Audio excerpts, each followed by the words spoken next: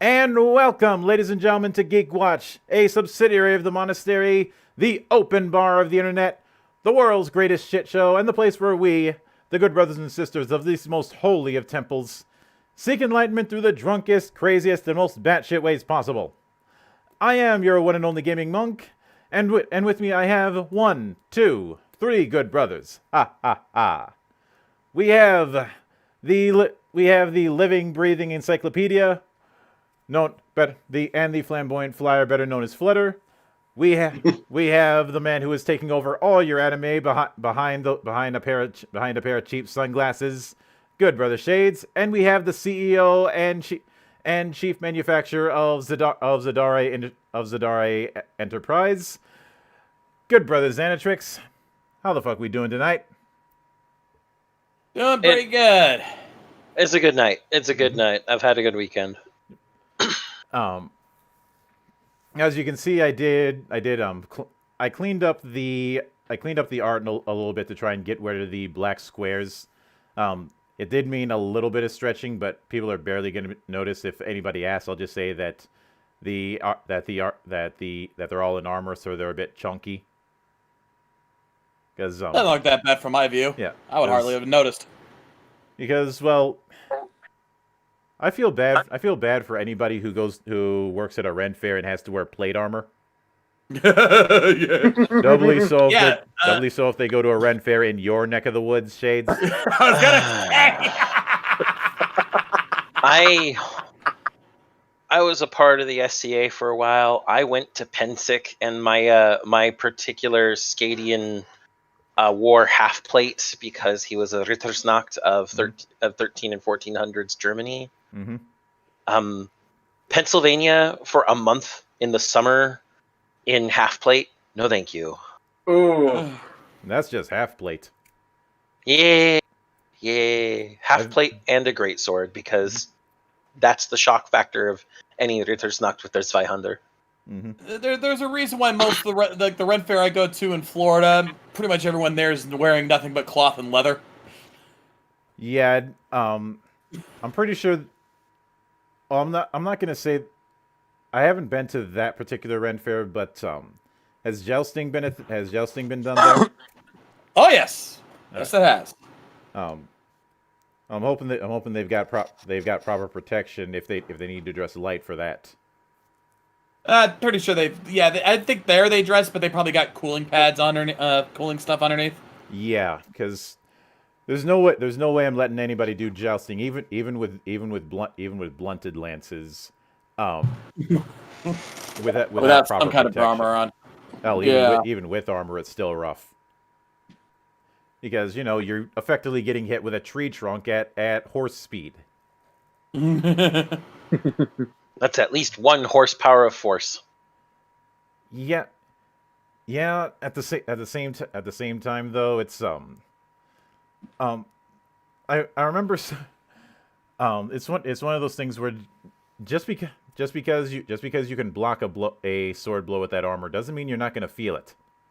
It's the reason why blunt weapons became popular, because, well, that, and to quote my favorite preacher, the Bible is quite specific about killing. It is, however, somewhat fuzzy on the subject of kneecaps.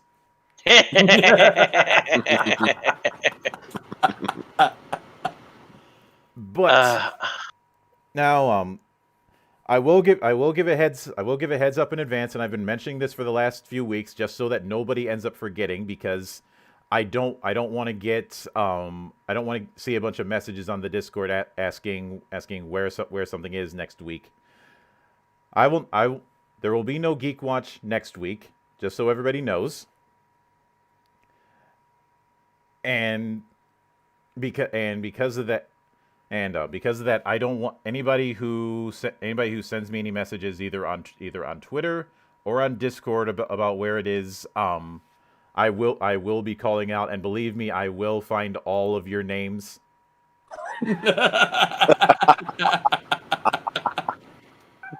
If you think I won't name and shame anyone individually who pulls that, you obviously haven't been around here that long. Because everybody else knows that I keep a book of grudges in my house. And like a smart man, he doesn't hide it as a black book. No. If anything, because of the fact that I want to go for maximum weebage, I put it in a book that's white.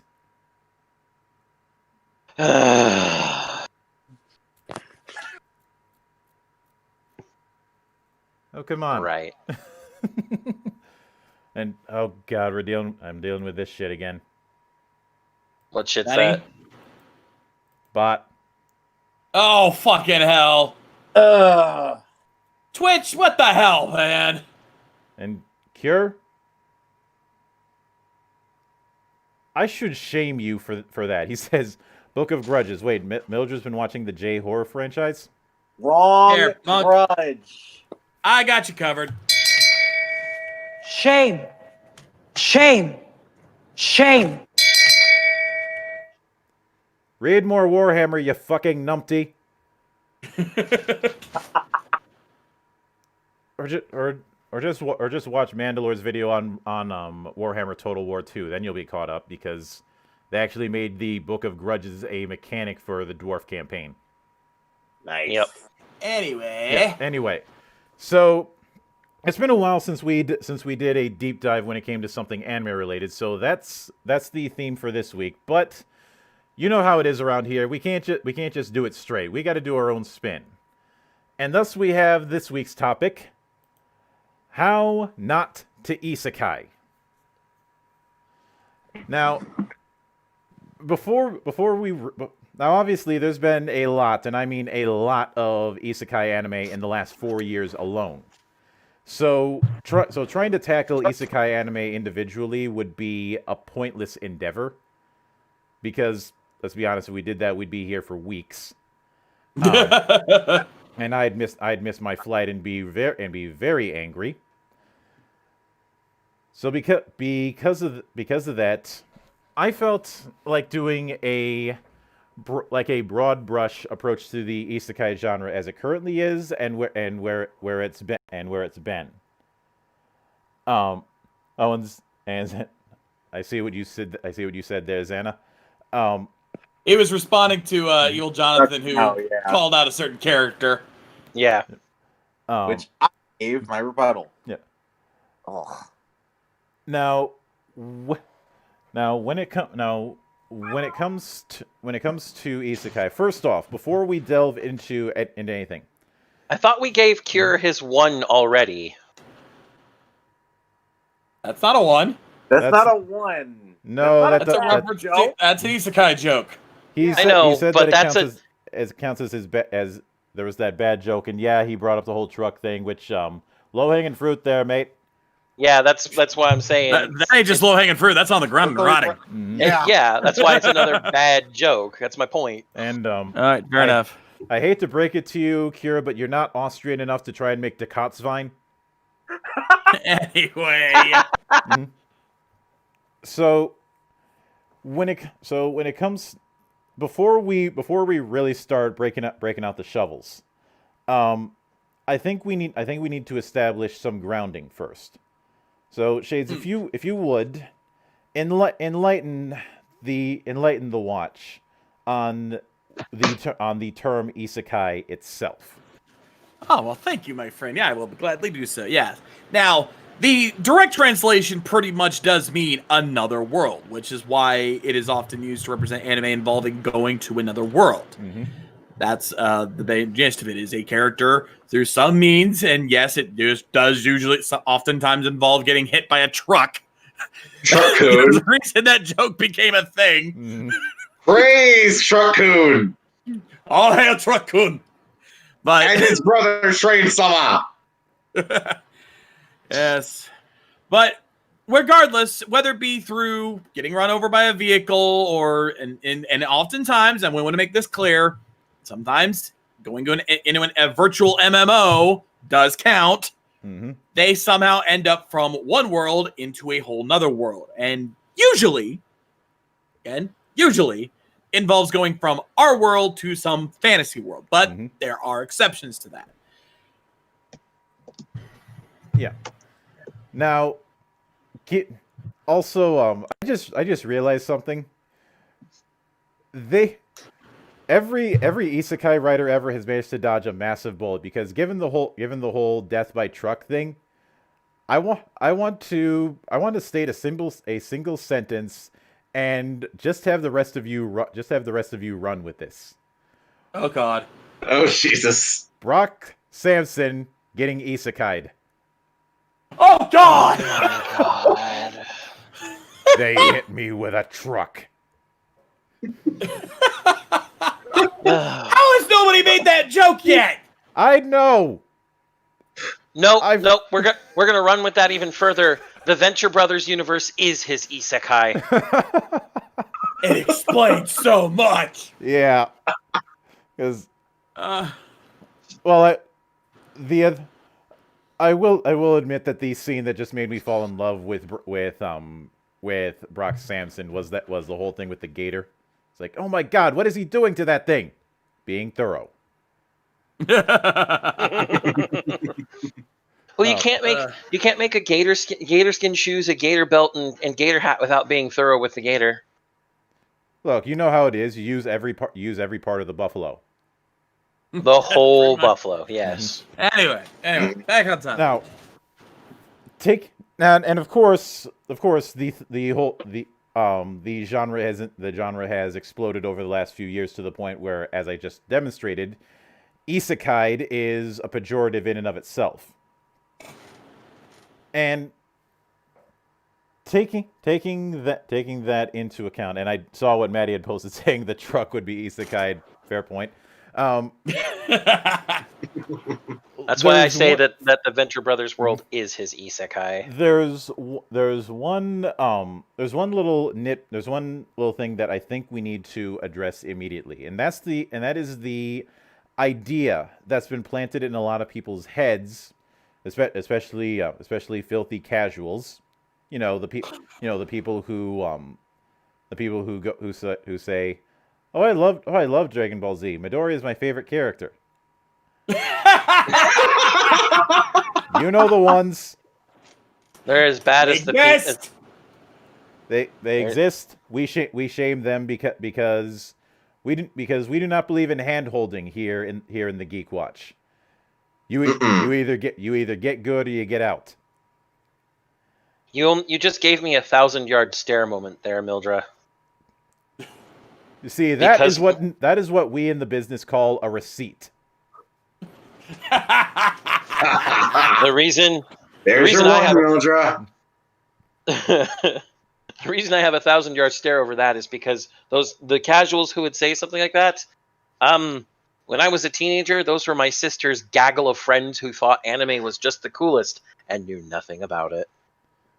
Oh yeah, but I would say if I wanted to really reach, I would say the earliest example of a popularized quote unquote isekai is the work of Lewis Carroll, even though that wasn't his real name. Ah. Yeah. Like, The Chronicles of Narnia series, by all accounts, is an American isekai. It I is. said Wardrobe. Lewis Carroll, not C.S. Lewis.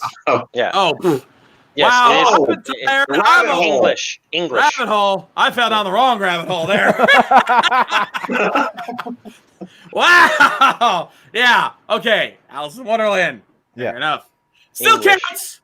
Still fits. Yeah, Yes. C.S. Lewis's work would also count, but that came out a long time later. And I will point out, like I said, Lewis Carroll is not his real name. That was a pen name because that was what you did back then. Yeah. Yep. A lot of people used pen names when it came to that sort of fiction because they didn't want it associated with what was considered with what would be considered their more acceptable quote unquote work. Yeah. But yeah, the point I was making still stands is that, yeah, Alice in Wonderland also, by all accounts, is an isekai. It is Alice falling into a rabbit hole and ending up in a fantasy world. Yeah. Now, dark what one, that too. world actually is, you can argue till the cows come home, but it's another world. Yeah. I would also like to point out, Shades. You transposed A and K. Oh yeah, I noticed. Yeah, I noticed that in the splash screen. Son of a bitch! Fucking hell! I guess we're all now in an isekai where it's now iseakis. You know what? Fuck it. Drink for me. Yeah. Drink for botch, yeah. I'm not going to. Don't open up the file and try and fix it. We'll just play it live. We'll Fuck it. work it. Yeah, we'll work it. Yeah, when at the end of the stream, I'll put in a pinned comment saying we know about the typo and we are putting our motherfucking heads back down for it. Shades especially is going into the corner. Yeah. This is my genre, damn it! I should not be fucking this up. Yeah. Moving on. So, Cure actually had a good question here. Would Gulliver's Travels count as isekai? Ooh. I don't think it would in this case. No, neither would I. The islands they travel to ostensibly exist on the same world they do. Yeah. So yeah, instead of it being isekai, it's an alternate universe version of Earth. Yeah. Yeah, that doesn't quite fit this mentality. I will say it's right on the line, like millimeters on the line. Yeah, it's It's super borderline. It's not like all of Earth has changed. Like if one fell from one Earth to an alternate Earth, which would count as an isekai. Now, but he does bring up other anime that some people argue aren't isekai, like Digimon and Magic Knight Ray Earth. Bullshit. They are isekai. Yeah. They Bullshit. fit. And I told him Especially that Digimon. the reason that they don't count in people's heads is a point that we brought up just before the start of the show.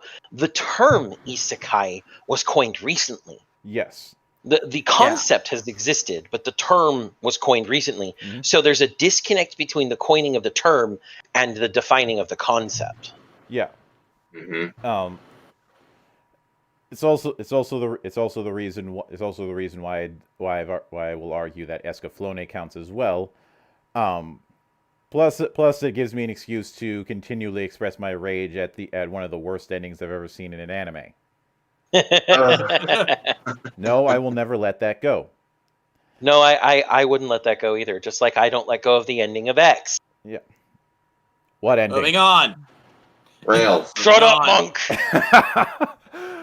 But since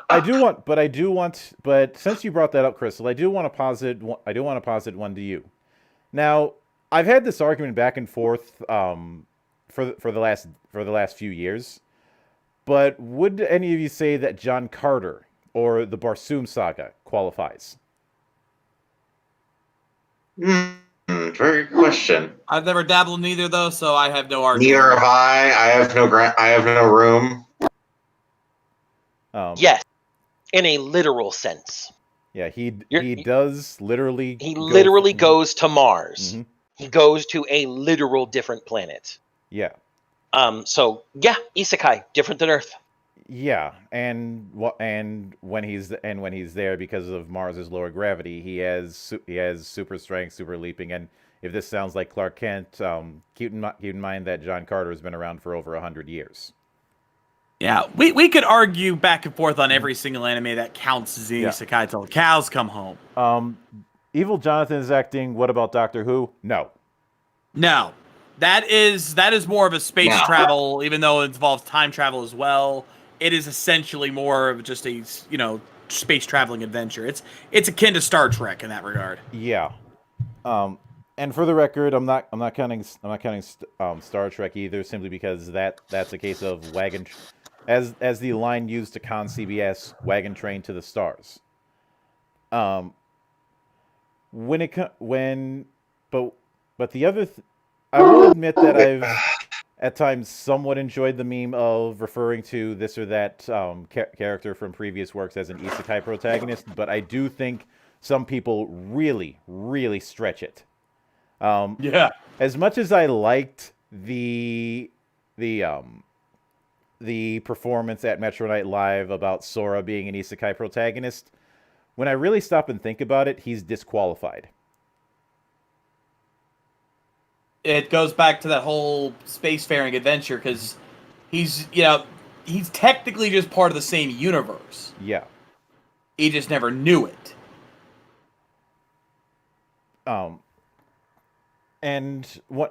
Given the whole thing with gummy ships going between worlds, you can argue that he's just planet hopping. Exactly. Which actually makes me argue about the John Carter from Mars thing, because that's technically what that is too. Mm-hmm. It's just one specific planet. Yeah, it's the reason when it comes to that one, it's one of those cases of being borderline where you could argue either way on it. It's the reason I made the qualifier of literally. Yeah. However, the way that the isekai genre evolved with time, that literal approach has been phased out, and that's the reason why I'd say John Carter is disqualified, because while it's technically accurate, it doesn't match up with the way that genre would be perceived with time. Which is the letter of the law, but not the spirit of the law. Yeah. Exactly. So I think that's the next thing we need to break down is what do we consider, what would be the defining factors of an isekai anime? Yeah. I'd say one of the major things is somebody who comes from a rather mundane world where they're either not special, or their specialty, or their specialty is not highly emphasized. Since it's fresh in my mind, I'll bring up John Carter. Before he ended up going to Mars and becoming that place's hero and eventually king. He was a Confederate soldier. I don't even think he was an officer. I think he was just a soldier. Yeah, he was just a soldier. Mm-hmm. And the things that end up making him special in that is one, what he brought in psychologically, and two, the fact that, again, Mars has lower gravity, so while he for all intents and purposes, he's just a standard soldier physically. All of that is emphasized when he went to Mars. Actually, I'd like to make an argument on the whole not special thing, because I know of anime that are clearly marked as isekai and fit the mold, but don't follow that particular pillar. I would say not so much ordinary, but isolated for one reason or another. Just separate, just not a part of the main society for one reason or another. Because the anime that comes to my mind immediately is, didn't I say to make my abilities average in the next life? Mm-hmm. One of the key aspects of that was that the main character was special. She was too special. And it made her isolated from everybody else. She didn't make friends. Mm-hmm. So she wanted to be average in the next life to prevent that. It didn't work the way she planned, but that's the idea. Yeah. Well, given that, I would say that some degree of isolation is. I'd say when it comes to that, this is a if else situation when it comes to this pillar. So imagine a pillar split in two. On one hand, you do have the isolated protagonist. On the other hand, you have the mundane protagonist. Okay, I can work with that. But the point when it comes to the I'd say it's a case of one of them is an intentional protagonist and the other one is an unintentional one. The mundane instance it typically is on the unintentional side of this, where they ended up in the world from their perspective due to happenstance. Case in point, Truck Kun. Well, Truck Kun applies in the same circumstance for average abilities because that's how she died. Yeah. But on the other end of things, there's this I'd say this is another pillar is the fact that these particular people were summoned. Sometimes those directly, are the two main sometimes indirectly. And in some Someone cases, calls her a hero, and it just I'd say some cases the summoning was very much planned. In fact, I'd say a lot of the cases in the last few years, the summoning has been outright planned. I'm trying to think if there's I'm trying to think if there's any case where the summoning was accidental. Oh, I'm almost 100% certain if I thought about it, I could think of a situation like that where, maybe they accidentally summoned someone, or maybe they tried to summon one person and got someone else entirely. That is actually probably more than likely. Mm-hmm. Most of the summons that have anything accidental due to them isn't that the target summoned is the wrong target. It's that extra targets around them were pulled in. That's the one I usually see. Yeah. Looking at some of the isekai that I read and watch, how navigating this other world with my overpowered cooking skill, he got summoned with 3 other people who were all summoned as extra world summoned heroes, but his class was otherworld summoned victim, because he was literally summoned extra along with them and wasn't intended. Jeremy is asking about Sword Art Online. Sword Art Online is completely disqualified. Yeah, that's I would call that a subgenre of isekai called trapped in an MMO, labeled trapped in an MMO. Mm-hmm. And that is by most accounts considered an isekai setup, but it's not the standard isekai. Mm-hmm. It's not the standard isekai, but it does trip all the isekai tropes. Yeah. Yeah, that's why I'm saying it's a subgenre. It is technically an isekai, but it's not a regular isekai, it's a subgenre. And a specialization. That particular subgenre is a rabbit hole all in of itself, and I don't know when we'll tackle it, but we will eventually tackle the whole MMO, the whole simulated MMO pillar in a future Geekwatch. Because I have a certain angle that I want to tackle with that one. Oh yeah. That being said, I would say another major pillar is that the majority of the worlds that are summoned to are some sort of fantastical, and a lot of them are fantastical in a very I won't say medieval, but a very Dragon Quest kind of gestalt. A high fantasy. Yeah. Now this is something I'll be tackling probably sometime next month, because this is something that's been stuck in my craw for years. But I want to make clear that the reason I'm not going with medieval is because it is still using things. You're still using things that would certainly fit into a console style RPG like Dragon Quest, but would not exactly fit in a medieval fantasy setting. The two are different. Yeah.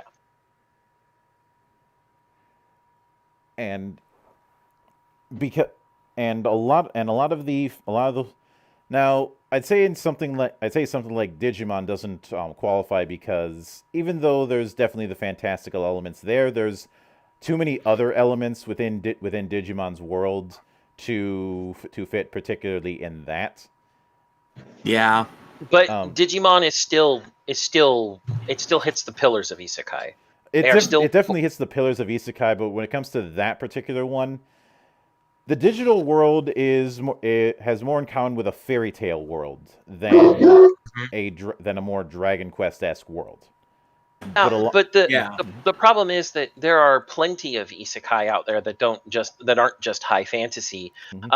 As Rick just pointed out, No Game No Life. That world is not just high fantasy. It's also, you've got a super technical Eastern Asian world. You've got a floating city of literal angels that have no purpose. You have an undersea city of vampires and sirens that are feeding off each other. It's all, it almost reminds me of the Super Robot Wars Frontier games, because those cross worlds were all disparate elements stitched together as one. Let me rephrase it then. The world that they're summoned to is one that is far removed, physically and aesthetically, from the world that they came from. That makes a lot more sense. That's going to cast a wider net. I think a lot of them are fantasy, not out of anything deliberate, but simply because you have whole generations that grew up with their first fantasy game being Dragon Quest. I mean, Dragon Quest Day was a thing for years. Dragon Quest, the game that spawned a rumor that said that there were days that Dragon Quest could not legally be sold in Japan. No, they couldn't be legally sold during the work week was the rumor, because it would they were saying it would shut down, like businesses would be shutting down because nobody came to work because they were getting in line for Dragon Quest. Yeah, that was the rumor. That was a rumor. That was a myth, but you could certainly see how it made sense with how popular those games were when they first started coming out. Yeah, absolutely. But and of course I do want to make clear that I'll end up again. I'll be tackling this next month, so hashtag save it for next month. But that particular approach is not and never will be medieval fantasy. There are certain crossing overs, like a Venn diagram, but a Venn diagram is never a match. That's not the point of a Venn diagram. No. And it shows that there are similar elements, but they're not exactly the same. There are things that are different between them, and that's the thing we got to keep in mind. Yeah. But the idea here is that basically, they have been summoned to a world that is vastly different from the one they left. That is the center point we're trying to get at here, and from there, this is where we start getting into a little bit of the nitty gritty of what makes an isekai, and more importantly, what makes a good isekai. And there is a reason I have picked the two images I have for this splash screen. Which let us tackle that specifically. So, when it comes to this sort of thing, it's one of those cases where I end up asking, is it better to promote good or fight evil? In my opinion, because of the fact that I want everyone to get better, it is better to promote good. So, with that in mind, let's go with the positive before we start ripping into the negative. So, what makes a good isekai varies. It's really dependent on how it's introduced and what the purpose of the entire story is. Because the example of good isekai on the splash screen there, Tensura, or the time I reincarnated as a slime. Is a very good isekai. But on the other hand, a completely different, tonally, story-wise, and even focus-wise, extremely good isekai is ReZero starting over in another world. I agree wholeheartedly. Tensura is mostly lighthearted. Gets you an op character that uses their op power in really interesting and cool ways, and is a grand moving epic with a few focused characters. But most of the supporting cast is there to help highlight how the main character is growing. Whereas something like ReZero is a very character-driven story. You have to care about the people to care about ReZero. You absolutely have to. Every character is important, essential, and if you were to remove them from that story, the whole thing would entirely fall apart. Yes, that is entirely ReZero.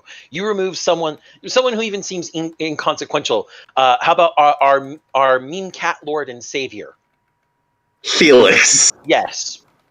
If you remove Felix, it seems like that would be inconsequential. Mm-hmm. Hell no. While it isn't seen as much in the anime because I have read way further into the light novel, Felix plays some very intrinsic pieces to Subaru's growth. So remove Felix and Subaru cannot grow and the story grinds to a halt. Yeah. Whereas with something like Slime, you could probably get away with taking out someone like Ganta, Gata, and you probably wouldn't lose all that much. But either way, they're both good because they both do their jobs appropriately.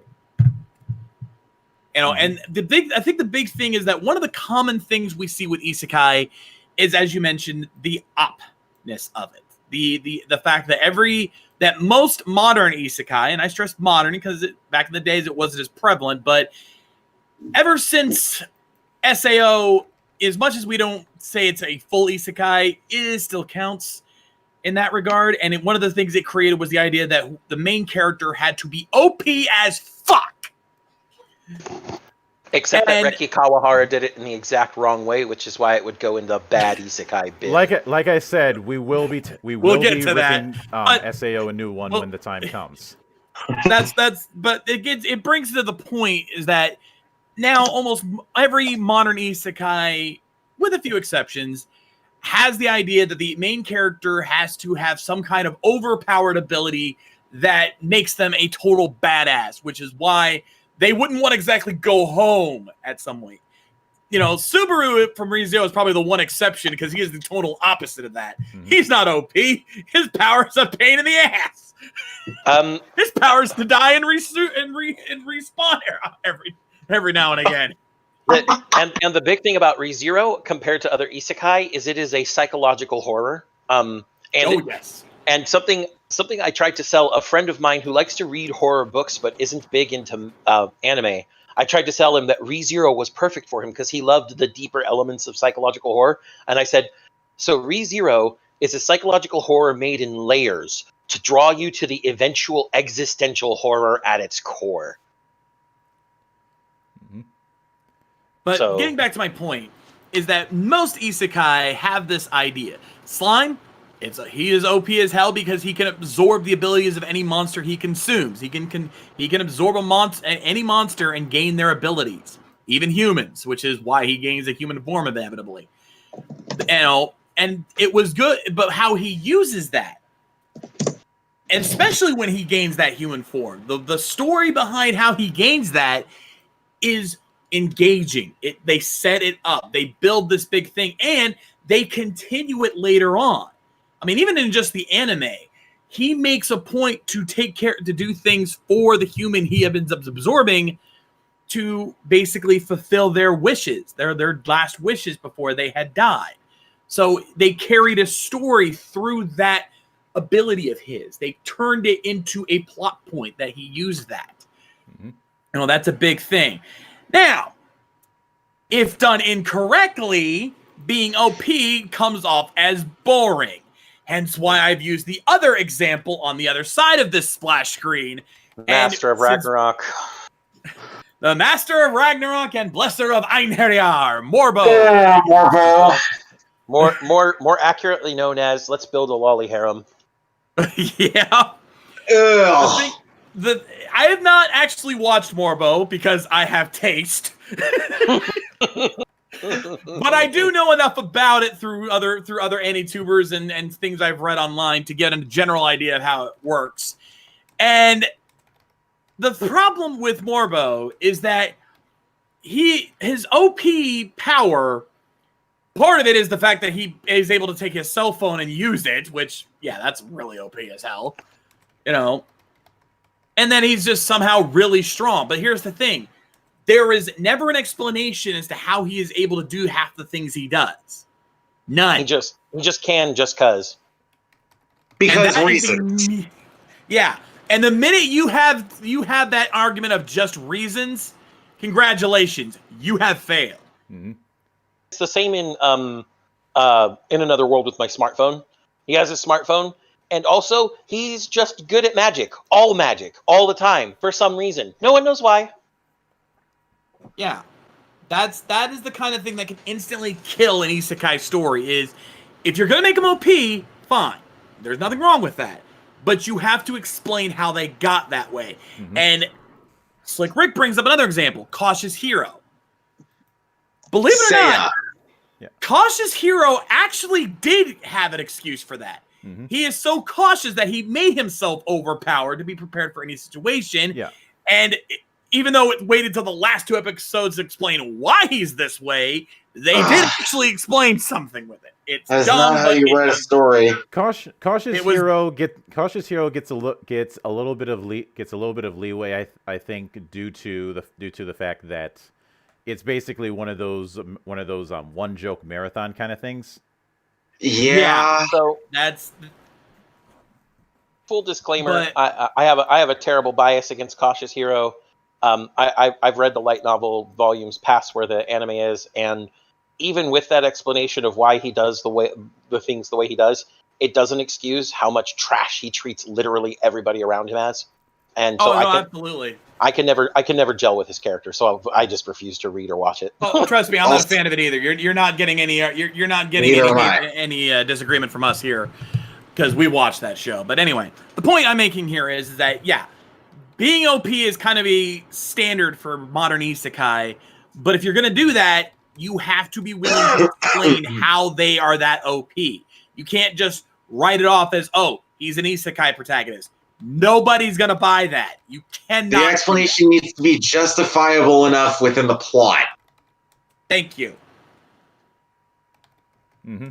And Uh-huh. as to make it to be believable. Now, the nature of overpowered characters is something that I think is a discussion we can have down the line. But for now, one thing I will say is that now obviously the idea of an overpowered character in and of itself is not the problem. I mean, after all, we've all had plenty of fun with both Saitama and Mob. And of course, our fantasies exist for a reason. Yeah. Yeah, Momonga or Eins.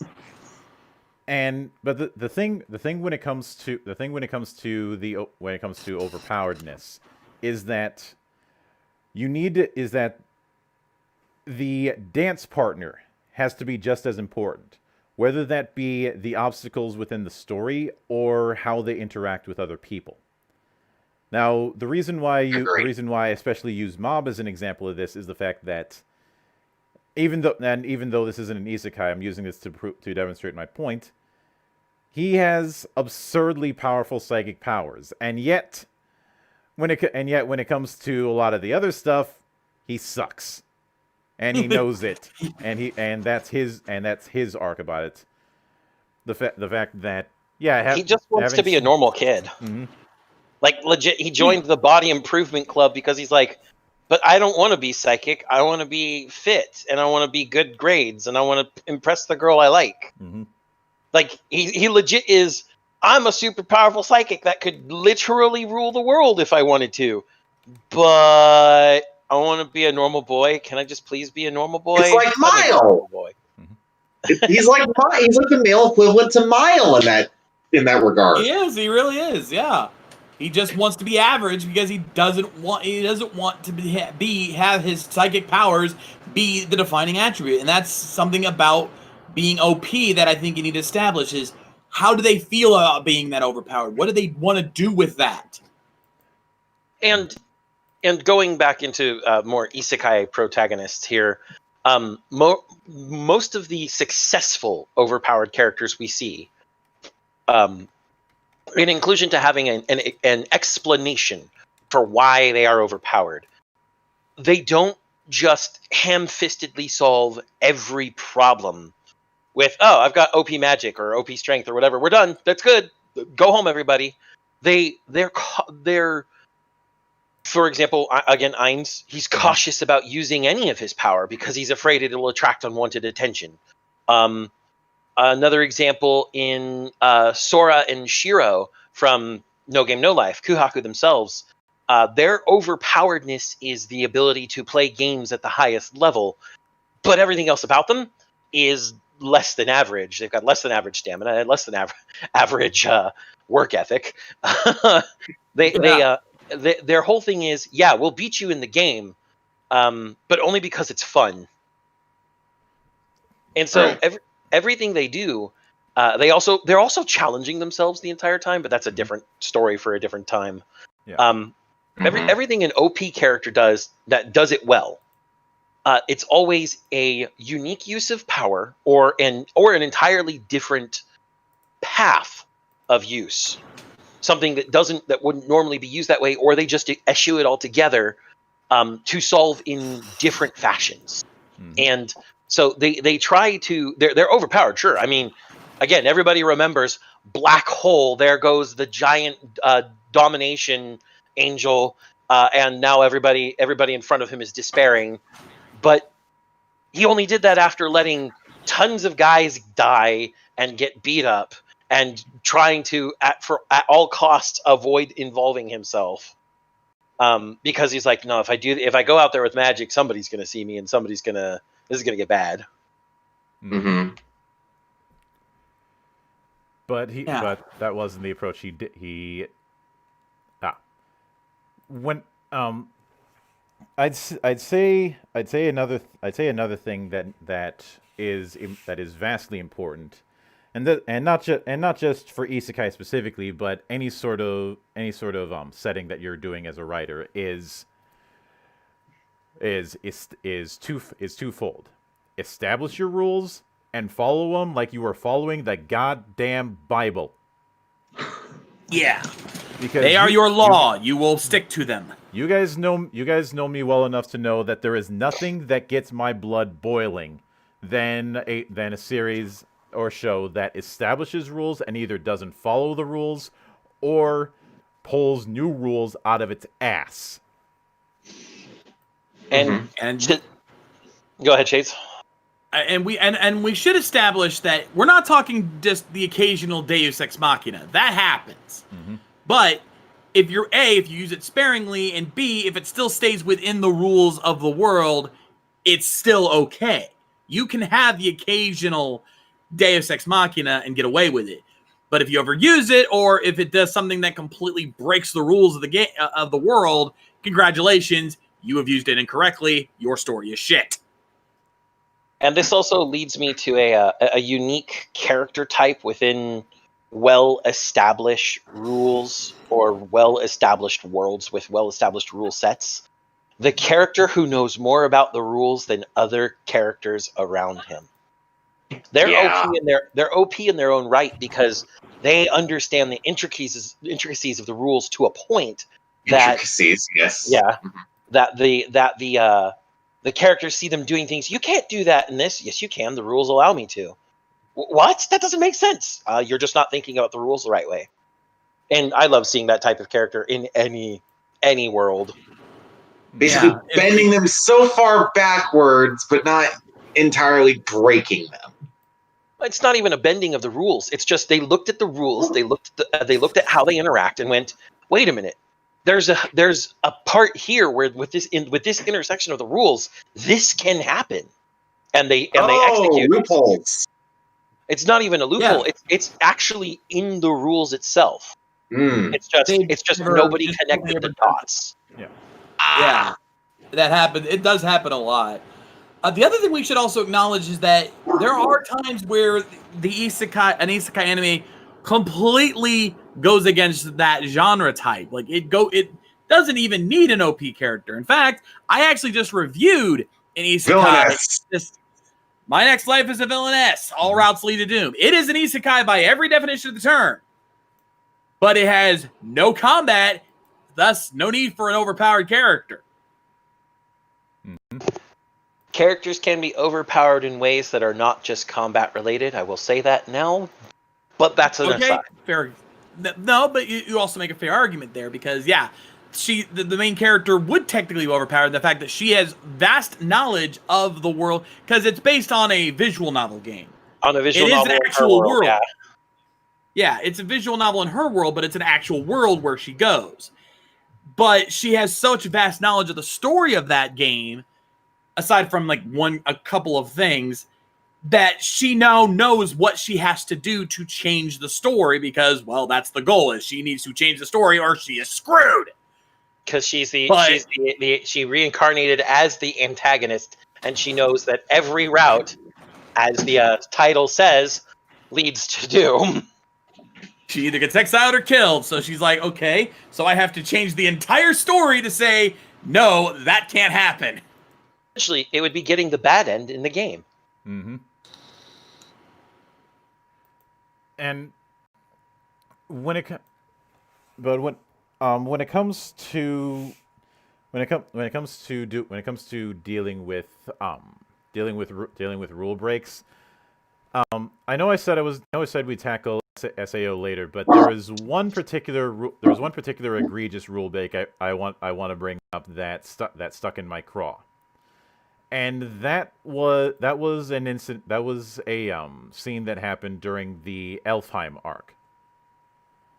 So, in that particular instance, Kirito, Jesus-kun, chooses a Spriggan as his particular race, and it's made clear early on that their magic specialty is mostly illusions. Despite never using illusions at all, he somehow does that transformation that is real and not an illusion. Oh, I know of what you speak. I know exactly of what you speak, Monk. I think you can understand why this would stick in my craw. Yes. Yeah. Because it means Jesus-kun can break the rules. But Yes. I'd like to point out that Jesus-kun broke the rules in Season 1 by somehow hacking the source code of Aincrad. Like I said, that's gonna be a rabbit hole. We'll have to dig around. Oh yeah, I am looking forward to that night. Let me tell you. But let's get back on topic here. I love the fact that that we have to have an episode just for that. Yes. But the thing is, as I'm saying, is like the point here that I was trying to make by saying that not every isekai anime fits the mold that we're already trying to establish is that we need to make it clear that by diving into the nitty gritty of what a good isekai is, we have to establish that not everything is going to fit in the same mold. Mm-hmm. It's more about what I've tried to focus in this is more of you taking the tools and utilizing them in a way that fits what you're trying to do. Yeah.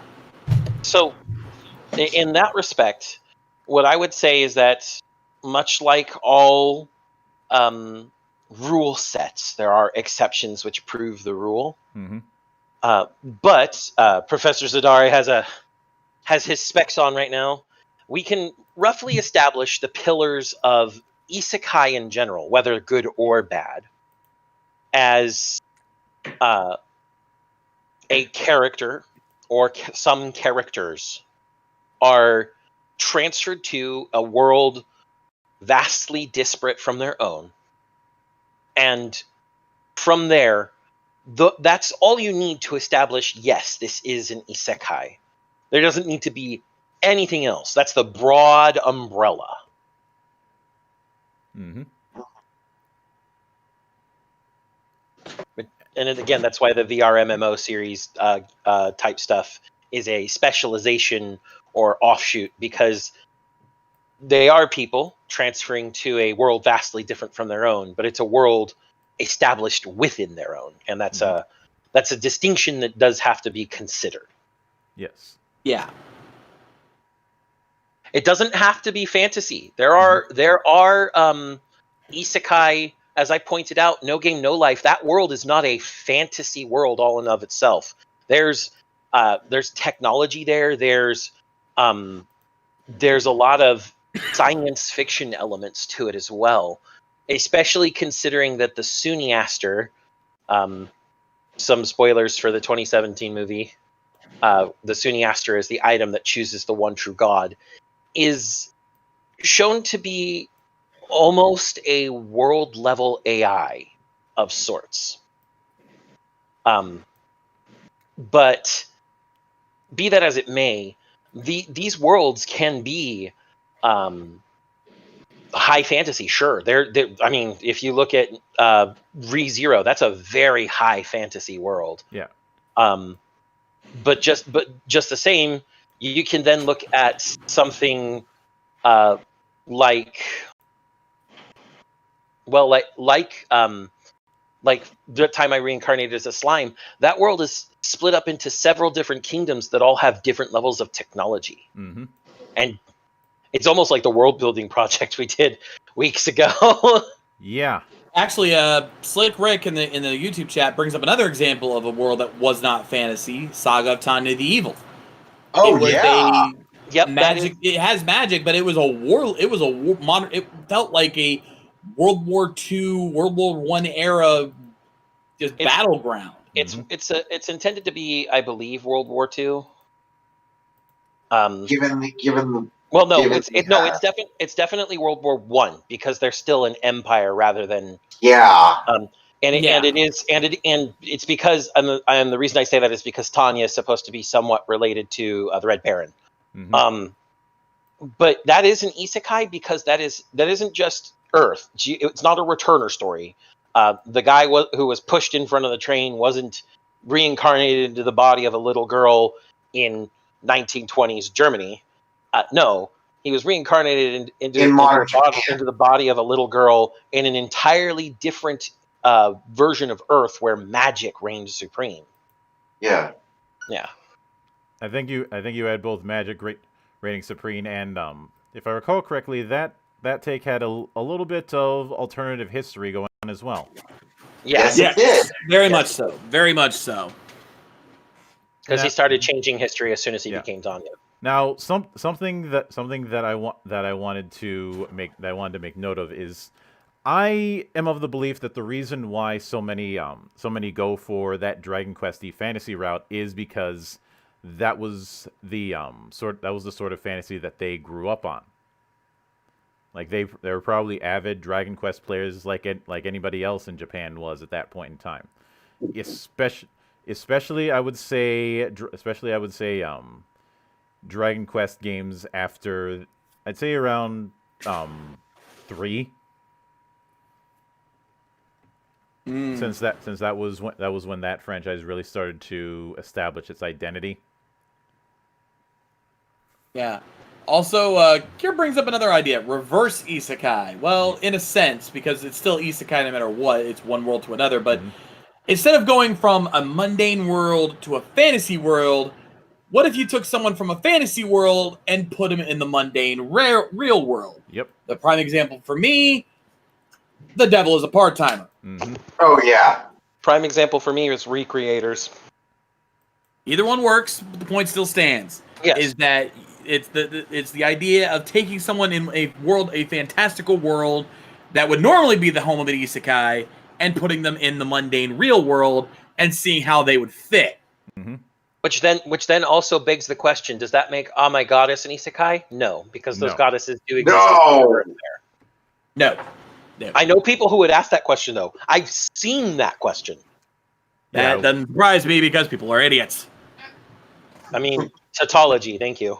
Look, you guys know that I've almost made a career out of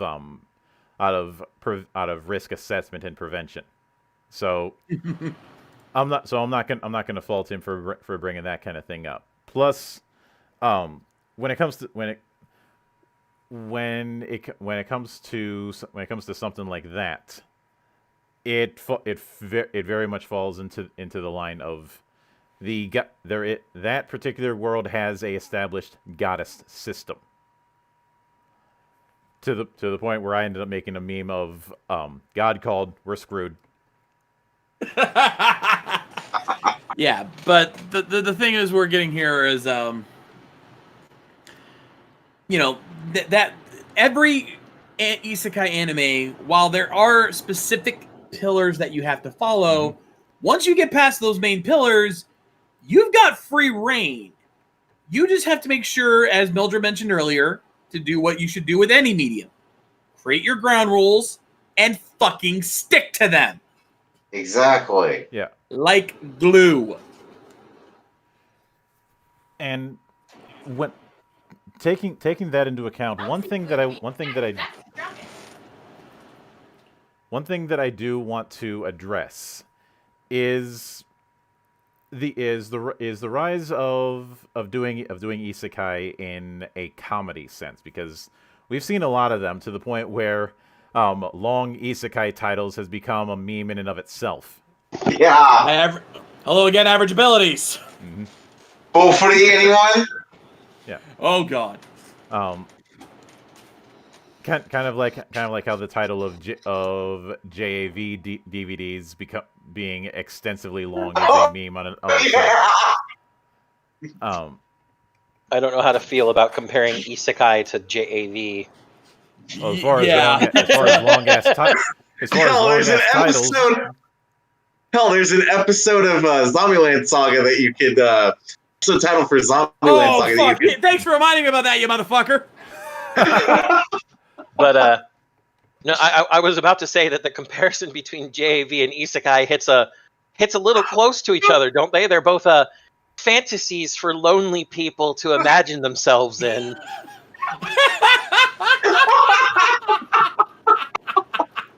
Damn it, Santa!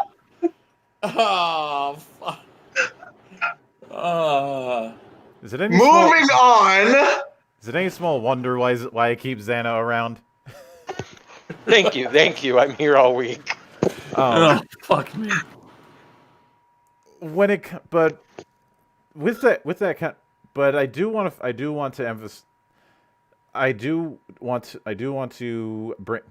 to focus on the fact that we've seen a lot more in the comedy end of things, and we had hinted about it earlier, but let's dive into it. Obviously, one of the big examples of one that goes straight up with comedy is Konosuba.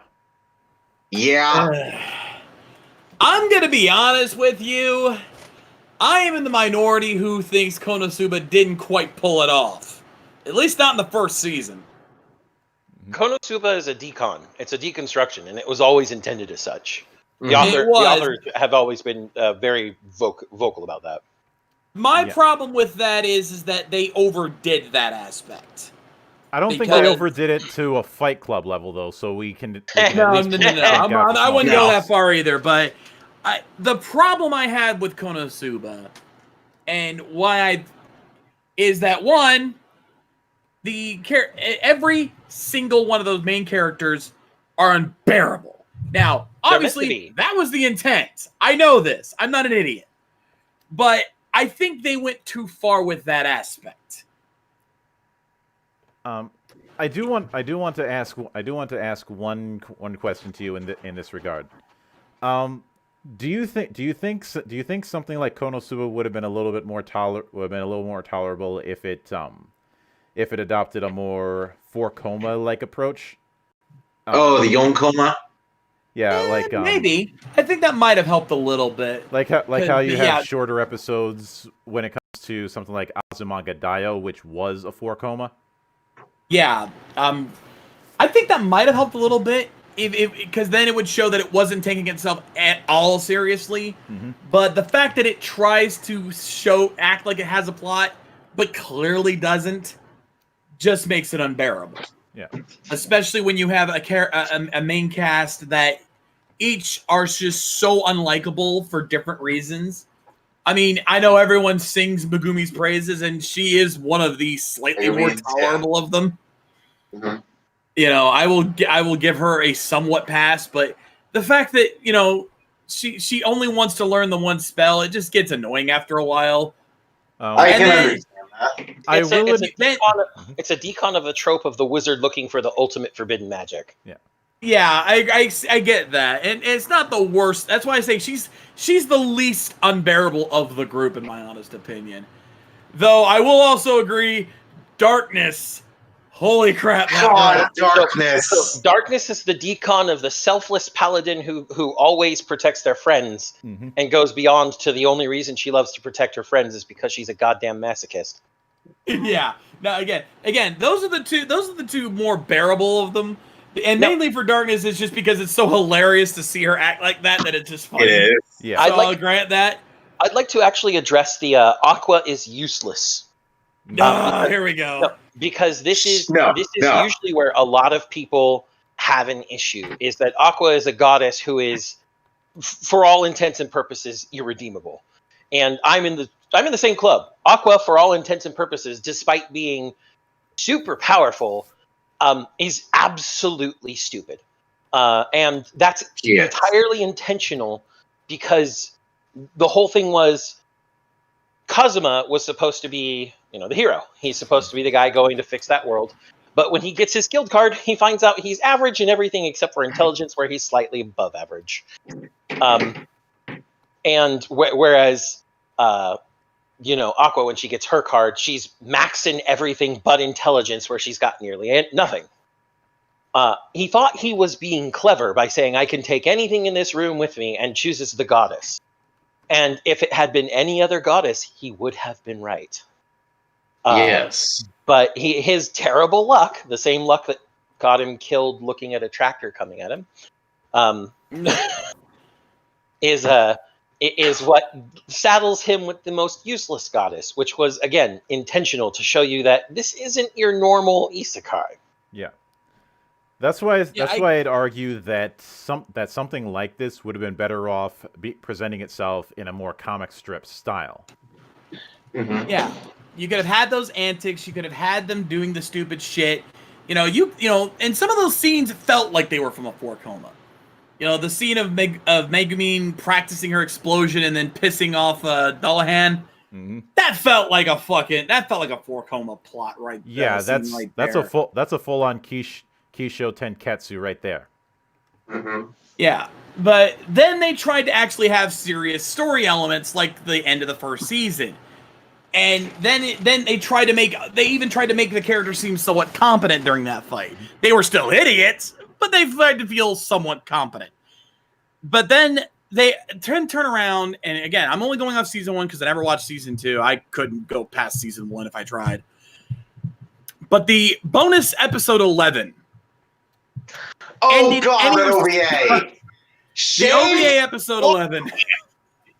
Because it was marked as an official episode on Crunchyroll, so I had to fucking watch it, okay? Mm-hmm. Sue me. But it solidified and it destroyed any potential ability to like Kazuma that I ever had. Remind me of the contents of season 1, episode 11. I haven't watched it in forever. Okay, the episode 11 was when they were at what's her name's shop. Wiz's shop. Wiz, yeah. Wiz's shop, and he ends up accidentally putting on the curse necklace collar. Yeah, the curse necklace. Yeah. Okay. Now you remember. Yep, I know what you're talking about. And First episode of the show. The girls realizing he's likely going to die soon because they don't remember what his wish was. They all bend over backwards, which, by the way, okay, Aqua, yeah, she's an idiot. She would do this shit, even though he didn't do anything with her. But the other two should have at least realized that this is getting a little ridiculous, the things he was asking them to do. Mm-hmm. Darkness would have continued doing it just because it was humiliating. But Megumine, no. Yeah, Megumine's one of the people who should have fought against it. I agree with that. Megumine always told off Kazuma for his stupid antics every time she caught him trying to do it. And then sometimes her naivety would still get her wrapped up in it just because she's a naive, literal chuny. So... Yeah, but then the fact that he decides to spend the last 48 what was it, 24? No, it was like 10 days of his life and acting like an absolute dick. I love the fact that that even Wiz was pulled in and he was using her as a lap pillow. Yeah, I Wiz still is feel best girl. I feel yeah I was Wiz, about to say, I feel Wiz really is bad best for girl. Wiz because she's an undead who gets shit on by Aqua every time Aqua sees her.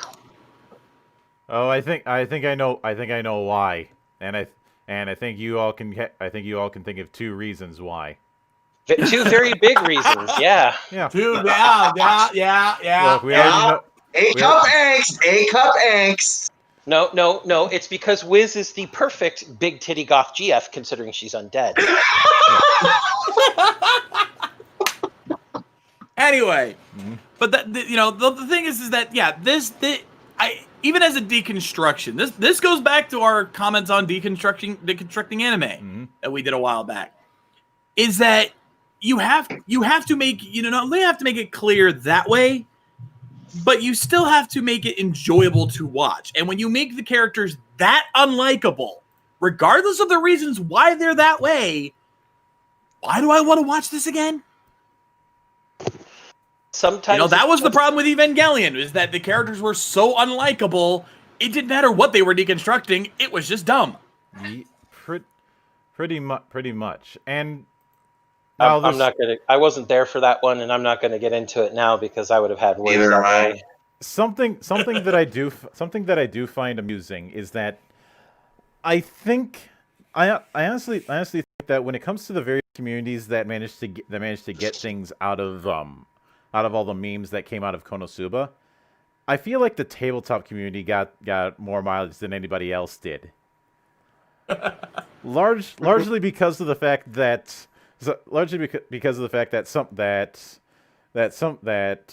some of them tied into memes that were already going about. I remember seeing threads on TG about people saying that Megumin was a little bit too accurate with how people want to spam Fireball. Or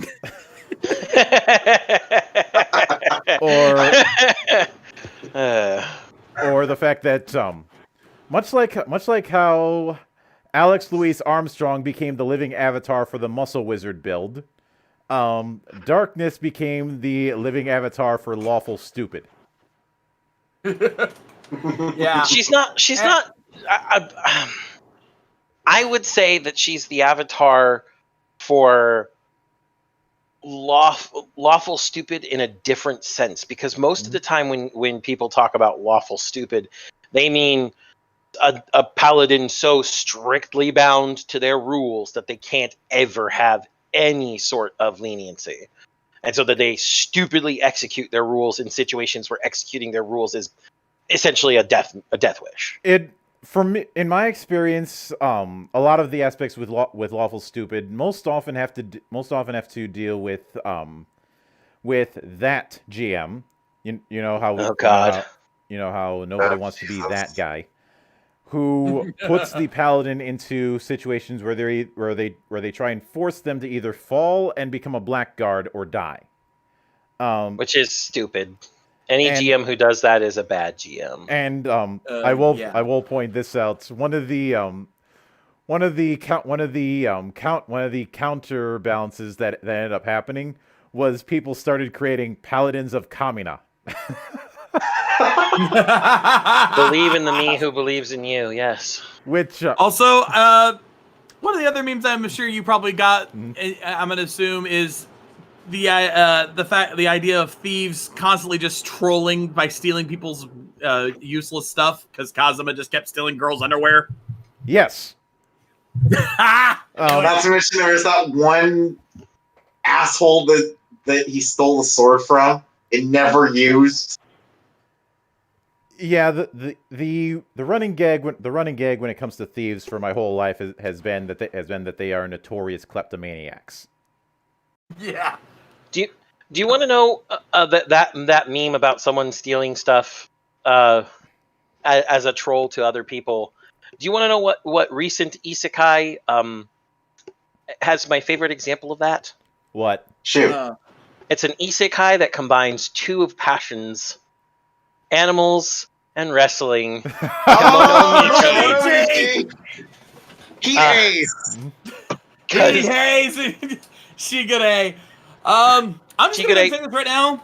Oh, I'm look, just gonna say somebody right now, dropped the Xana. sword. I'm gonna take it now. Bye. Xana, I'm gonna say this right now. That review's coming. Ooh, I look It forward is to it. edited. Shades. It is almost ready to render. The only thing keep me from doing it is that the place I normally go to get my opening clips, they're having trouble right now. Yeah. Ah. That is the only thing keeping me from getting that review done. Also, Hiroyuki is best boy. Now, when I have put it in my head that the protagonist from that particular series was trained by Kento Kobashi, but that's the Puro fan in me talking. Yeah, just give it props. And look, Grand Sword is one of the greatest opening entrances that I've ever heard in my life. Oh yeah. Funnily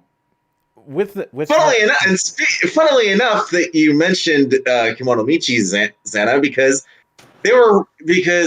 both Konosuba and Kimono Michi, from what I've heard, are written by the same light novel. So he's Pretty sure you're right. so he's not a one-trick pony. That's good to know. No, he's not. Well, and they're both Kimono Michi is another decon technically. It's another deconstruction. I think the reason that deconstruction works is because of the fact that you don't have a bunch of assholes. Well, there's still a bunch of assholes. It's just they're all assholes in lovable ways. They're idiots, not assholes. No, okay. Let's be honest here. Genzo Shibata, Animal Mask himself, will not do any job if it doesn't involve animals, and if it's animals he doesn't like, he won't do it then either. He's an asshole. Okay, you know what? Fair point there. But there's something about the way he acts outside of that. Yeah. Like, he's not a lovable 100%. Yeah. He has his moments of charm to him that balance out that assholishness. You don't think of him like, God, dude, would you just stop already? That's how I felt about Kazuma, but I didn't feel that way with Genzo.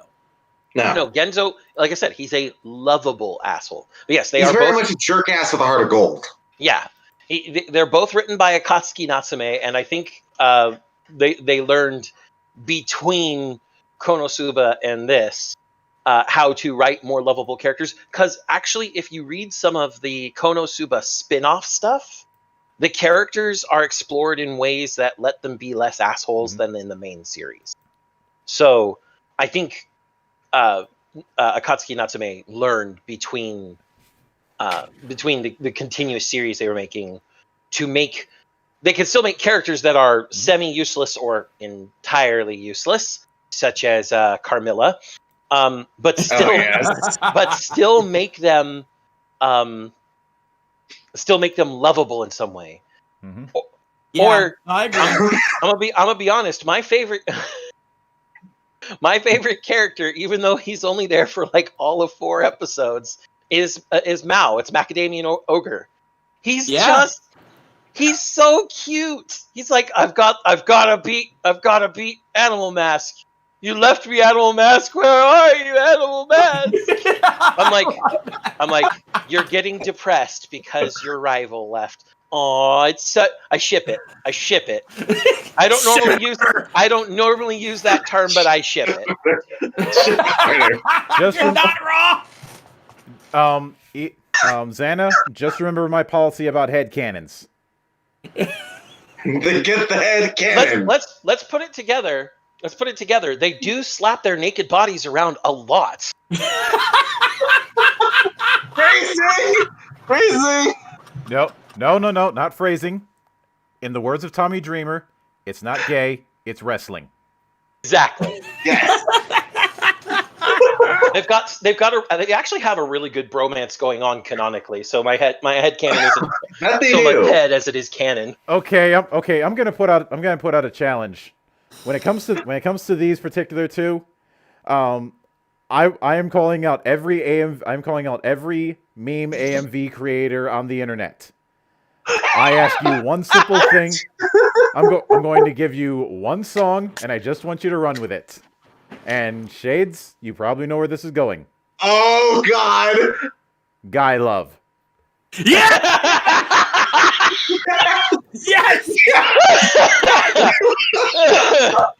As soon as we started setting that, I'm like, he's gonna go Guy Love, isn't he?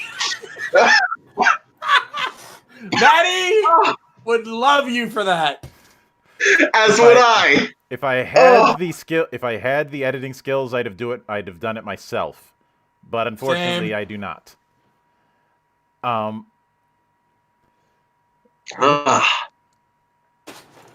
With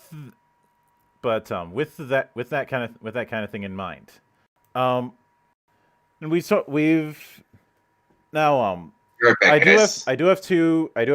I'm not going to shame him, but I do have to wag my finger at JT when he did the whole "I prefer Slayers." That's a fantasy anime. What the fuck are you talking about? Yeah, that is in no way, shape, or form an isekai. Mm-hmm. Nope. Yeah. Not even a little. It's good. It's a good fantasy anime. Don't get me wrong. Yeah. But it's not an isekai. When it comes to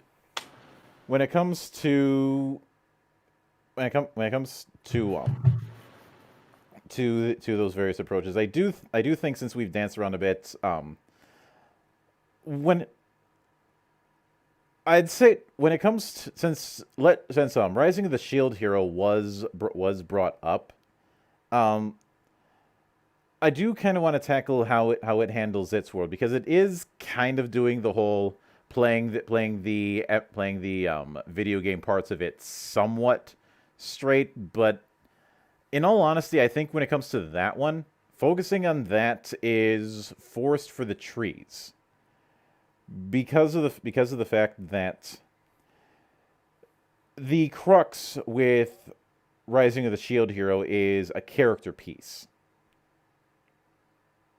Now, you know how there are certain shows that the setting is more emphasized than the characters, and vice versa. Yep. Rising of the Shield Hero is in the character centric end of things. The laser focus of it is not the whole being stuck in another world, but rather seeing someone go over their particular adversity. Adversity. This He guy was is introduced. hit with every. This guy is hit like from minute one. He is hit over and over again with things that weren't his fault, were out of his control, but he was basically just completely brought down to the absolute bottom. I actually think that one of the most interesting things about Shield Hero, outside of Shield Hero itself, because the Shield Hero story is actually amazing. Mm-hmm. Agreed. Is the fact that so many of the Checkmark Brigade predicted widespread controversy because of, it's a false rape claim and those never happen, and I love how that controversy just never came to be. It was a controversy from the get-go. It never happened. Yeah, she did have a false rape allegation on him, but that wasn't the point. It wasn't the focal point of the anime, which is where I think a lot of their anger came from. The whole point was that from minute one, he gets summoned into this world just because he just happened to open this book, and all of a sudden he just happens to be the one hero that this one church didn't like, so they completely shamed him. And then the kingdom, because the king's a fucking moron, followed through with this and basically screwed him in every turn until he had literally nothing left. And he built his way up from the bottom using his new fearful reputation as a crowbar, and I love that. Mm-hmm. Yeah, I'm still wondering how much they'll implode when Redo of Healer finally comes out. Doku has been prepping barrels of popcorn for that. I can guarantee you that because he's been talking about that particular sword of Damocles for months. Okay, so I'm gonna put it this way: people thought that the whole, like, or at least the Checkmark Brigade thought that the whole thing around how dark and grudge filled Naofumi got from the shit upon shit upon shit on top of him at the very beginning of the show was just they started saying anything about how it was misogynistic and was actually, all the buzzwords, all the buzzwords under the rainbow. Redo of Healer is like 50 times darker, 50 times worse. Oh, I know. It's fucking. I love it because it's total vengeance porn, but these people's brains are going to explode. Xana, don't threaten me with a good time. Don't worry, I've already been threatened with a good time, and I'm sitting there letting the knife sit in my throat. I'm like, come on. Yeah. Ah. Mm-hmm. Now, when it comes to, I'd say one thing that is definitely a factor that is taken into account less and less is the fact that a lot of people have this notion of the isekai genre only being able to be a one specific thing, and I think in the last hour and a half we've demonstrated that there's a lot more variety within this one genre than people give it credit for, to the point where I'd say it could be argued that the genre is the beginning, not the end. There are certain Absolutely. There are certain genres where you can say that it's a given end, where the specificity within that genre is not going to allow for a whole lot of wiggle room. Isekai. I'd say Magical Girls probably fit that mold. They do. I Most could definitely definitely see that with Magical Girls for one specific reason.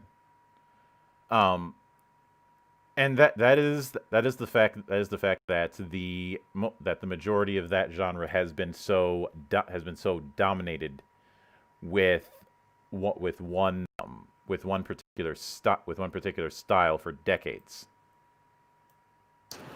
Mm-hmm. Or rather, if I should clarify, two styles, with one that kind of upset the balance for a little bit and then disappeared. And of Oh crap! I said the secret word. Yeah, you said the secret word. Cure, sit down before I duct tape you to the chair. But I think I know what you mean. I think we had the main style was what I used to call Sailor Moon syndrome. Mm-hmm. Because that was the series that pretty much permeated the market of magical girl anime for decades. Yes. And franchises like Pretty Cure did not help this at all. No, those were the two I was specifically calling out. But then one little show came along and changed the game a little bit. Contrast. You're reading my mind, Flutter. Reading my mind. Yeah, Madoka Magic comes along, and while it did have a lot of the same trappings as the Sailor Moon style of anime, of magical girl anime, it changed that formula around, and for a brief while, we started seeing a more darker version of that style. The biggest example of a show trying to crib off that was Yuki Yuna's A Hero. But the point we're trying to get at with all of this is that Isekai doesn't have that problem. It doesn't have a single style of anime that it locks itself into. Shows like Average Abilities, Villainess, and a couple of others show that you can go way outside the norm with that. Mm-hmm. And do incredibly things. It's one of the reasons why I've suddenly become a massive fan of Isekai is just seeing all the different things you can do with the genre. And when I see an Isekai that breaks from tradition and does something entirely different and does it well, I am immediately engaged. We ended up mentioning on the Gazette. We ended up mentioning one that I think will certainly be interesting to behold when it comes out, and that is Tsukimichi. Which this was announced. This one was announced a few days ago. Are you familiar with this one, Shades? Excuse me. Let me check the council here because I'm assuming It's not. I wiped the docket on Saturday, so you're not gonna find it there. Okay, I thought you had posted something. What was the name of it again? Tsukimichi. Yeah. Does not ring a bell. That one slipped by me. This one came around a few days ago, and the approach is that it is a you do have the whole thing of the goddess summoning a hero, but the kid that comes, the goddess doesn't like and sends him off to the far end of the land where there's nothing but monsters. And those are the people those monsters he ends up befriending. Okay, that's intriguing. Yeah, Tsukiyomi summons him and it's like, fuck you. He goes to the edge of the world, and he's abandoned by all the other goddesses too. Mm-hmm. Damn. Yeah. Tsukimichi is pretty fun. Yet another isekai that isn't it isn't part of a mold. And I think the overall point that I think needs to be made here, the thing that I think we've come to the conclusion to, is that one of the greatest things about Isekai is that it never allowed itself to establish a solid mold. It has a foundation to what makes it an Isekai, but it never locked itself to one thing. Yeah. It quickly realized it needed to do more than just the one thing in order to survive. And that's the reason why the genre, even all these years later, is still going strong, because there's so much you can still do with it because they've opened the doors that wide. I think something that helps is that like we said before, the concept is not new. We're just in a new interpretation therein. Because there have been stories within fairy tale culture all over the world of people doing the whole world hopping thing. And because of the fact that it's been established within fairy tales culturally like this, it's able to establish a foothold in other mediums without having a whole lot of rules about what you're supposed to be doing. Because everybody reads we all read fairy tales in one form or another growing up, or had them read to us when we were little kids. And the big thing about isekai as a concept, as I stated earlier, and as we talked about earlier, isekai is just the coin currently termed. It's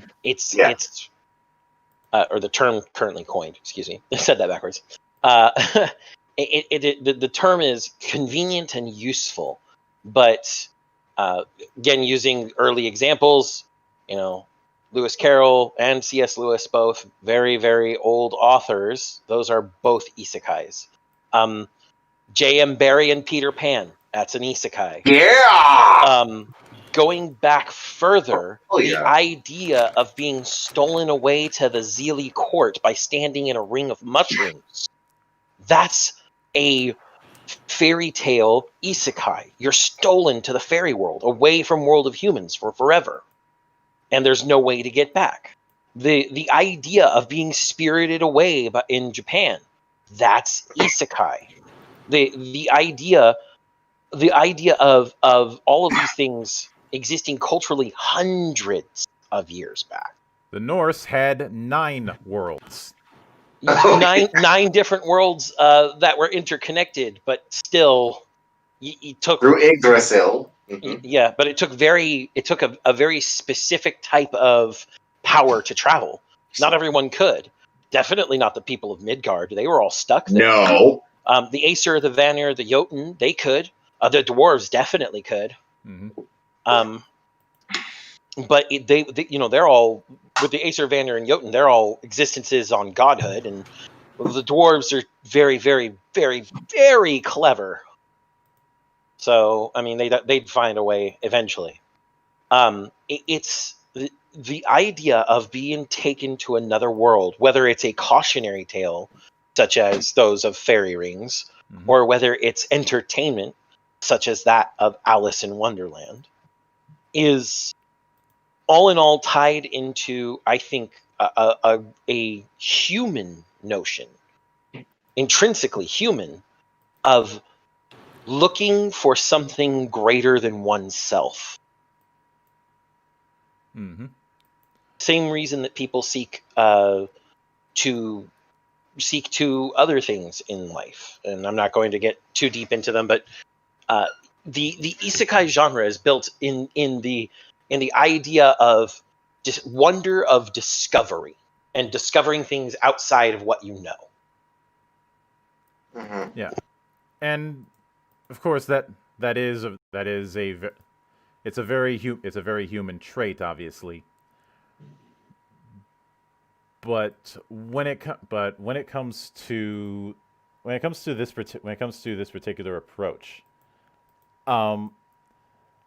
something that I do find surprising is that you'd have thought you'd see more of these sort of other world type of stories in popular zeitgeist during the Age of Exploration.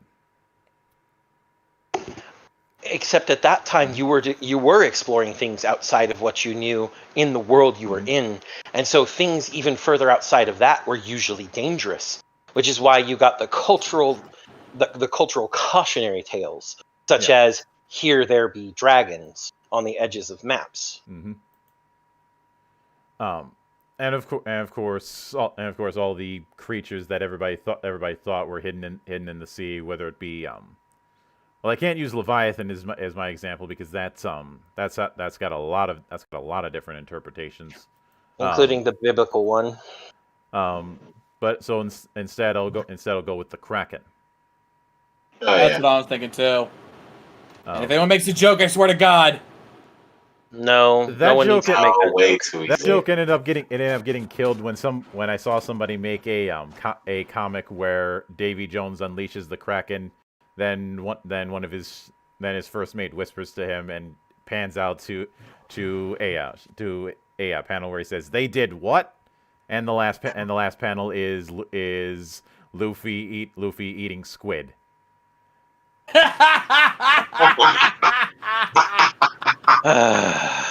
I know how you are about One Piece, Xana, but let me have this one. You can have it because it's a comedy strip, but still, I don't like Luffy. Yeah. Now, taking that sort of thing into account. Something that now we've mentioned that not all of them have to be fantasy, evidenced by No Game No Life, but something I want to hint at is there the possibility that there can be some room for this sort of genre dealing with a more science fiction world? Now, actually, yes. There was an example given in the chat earlier, one that I had looked at Knights and Magic. JT brought it up. Mm-hmm. It combines isekai, some fantasy, and mecha. Mecha, giant robots. Yeah. I can hear Misanthropic screaming. Yeah, I was just thinking the same thing. Not just him. I can hear Matt screaming. You can hear me screaming. Actually, I think the better approach is that they'd be saying, "You had my curiosity, now you have my erection." So it is another isekai light novel series. The rundown is, guy dies in a car accident, reincarnates as a child in an alternate world where magic and giant robots are real, dedicating himself since then to fulfill his longtime dream of building and piloting his own mecha. Okay, wow. Yeah, but one of the things that I ended up thinking of throughout the process is, now as you all know, especially since I had that long ass conversation with a few cyberpunk devs,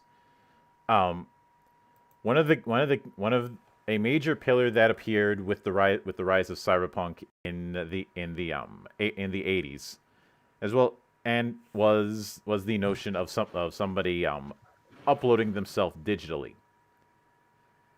And we kind of had this dipped into a little bit with the likes of .hack, but I want to go on the idea of cyberspace itself being the world in a given isekai. And before anyone brings up Digimon, that is not going nearly as far as I'd want. Besides, we already brought up. So wait, hold on. You want an isekai where people are brought into the cyber world. I have an isekai for you then. It's an isekai from the 80s starring Jeff Bridges. Maybe you've heard of it. It's called Tron. Yeah. Well, look. I liked Tron Legacy.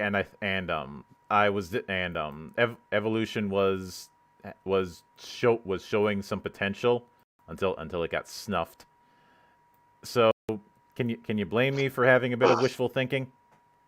No, I completely understand. I love the hell out of Tron, and I'm very, very sad that the reboots and everything we were getting in the thousands here kind of fizzled because Disney didn't follow through. I have been a fan of Tron since I was like 5. Just the whole thing about being sucked into a computer was a nice idea, and Jeff Bridges sold that entire movie. He did such a good job. Mm-hmm. So there's your isekai in the cyber world, because he couldn't get out without doing a bunch of things he had to do, and it was a completely different world from what was ever experienced on Earth. The thing is, though, and this is something that I've highlighted whenever I've discussed cyberpunk. That was delving into how people were looking at the potential digital world from in the 80s. Obviously, technology has changed in ways that futurists in the 80s could never have predicted. And I'd like to see that kind of thing reflected.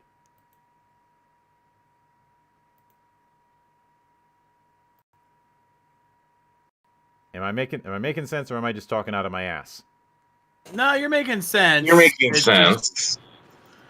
I think it's more of a question of how would we represent that without getting absolutely ridiculously stupid.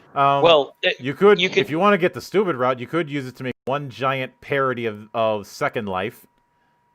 Well, I was going to say we have a lot of examples of cyberspace being its own separate world, with the separation of meat space and cyberspace in, say, the Shadowrun series. Because things like the the technopaths and the deckers, they definitely see the real world, meat space, as something wholly and entirely different from cyberspace. And while you can get augmented reality vision to halfway bridge between meat space and cyberspace, it's not the same thing. Mm-hmm. You actually have to plug and dive to explore cyberspace to its fullest. And cyberspace, as portrayed in Shadowrun, for anyone who isn't aware, is a giant floating set of corporate cities above the earth. At least that's how it looks in AR vision. That are all different server farms and data centers, and all owned by different interests within the megacorps, or even owned by private citizens who bought space from the megacorps. And they're all different. Like, you can travel from one server for a known military arms megacorp, which is going to look like a giant bunker armory or something, and travel from that to say a food megacorp, and all of a sudden you're in their version of a McDonald's or whatever. It's wholly disparate, wholly disconnected, and so it'd be another patchwork world, like the cross worlds from Super Robot Wars OG Endless Frontier. Mm-hmm. And so cyberspace would definitely only work as a patchwork world, because you can't unify cyberspace. Look at the internet today, everyone. Look at how patchwork the world is on the internet. How disparate, how you have a quilt made of very garish and different colors, essentially. That is how cyberspace would have to be if you were going to treat it as an entirely different world for a cyberspace-based isekai. Yeah. Yeah, and although that does bring me to one other thing within this, because this is a concept that I dipped into a few weeks ago, but I want to examine it within the concept of isekai storytelling, and that is the concept of Metaverse, which Upper Echelon talked about a few months back, and is one of those things that some people have argued is where the next phase of the internet is predicted to go, according to some futurists.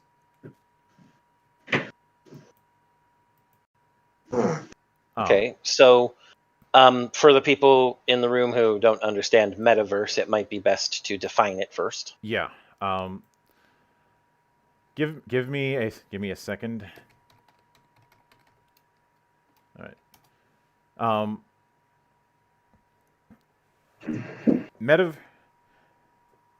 Now I'm going Quoth Wiktionary on the matter.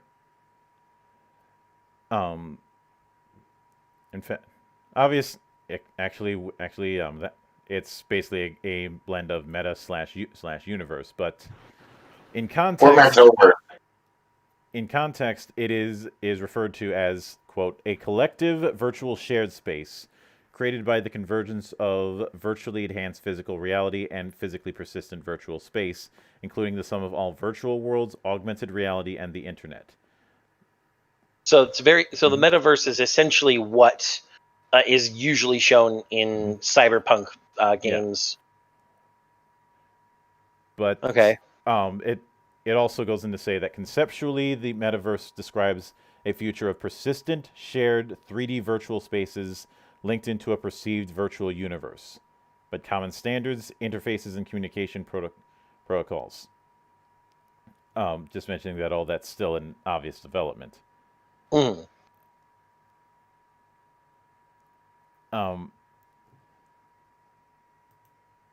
that's why I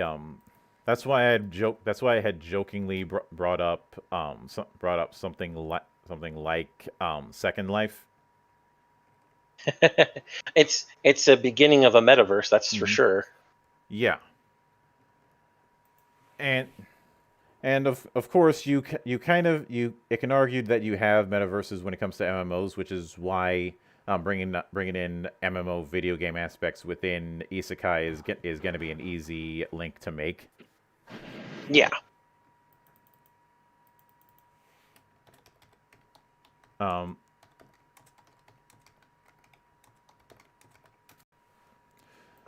But it's the reason why I bring these kind of things up is that even with the wide variances within the genre of Isekai, I do feel that in some ways that net can go a little bit wider.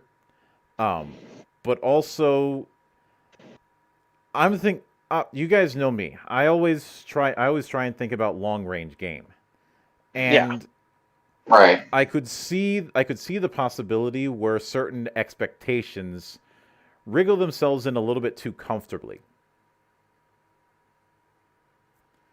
A good this is the reason why I've always been concerned about isekai focusing. I don't want isekai to as a genre as a whole to focus too much on the Dragon Quest-esque fantasy world. Because if that's done, you could have the situation where people assume that that's what you have to do. Hell, we already see that assumption to a degree now. So I think it's part the fact that high fantasy is usually very easy to step into. Mm-hmm. So it's something that's easy for that particular contrast, and also because so many people do it because it's easy, it seems like the proper quote unquote step. Yeah, and that's it's a feedback loop at that point. What I'm saying is that sometimes the worst thing that a creative medium can do is stuck. It not just get stuck, but develop its own dogma. Yeah. Yeah. Like we established earlier, the broad umbrella we established, the two pillars of isekai.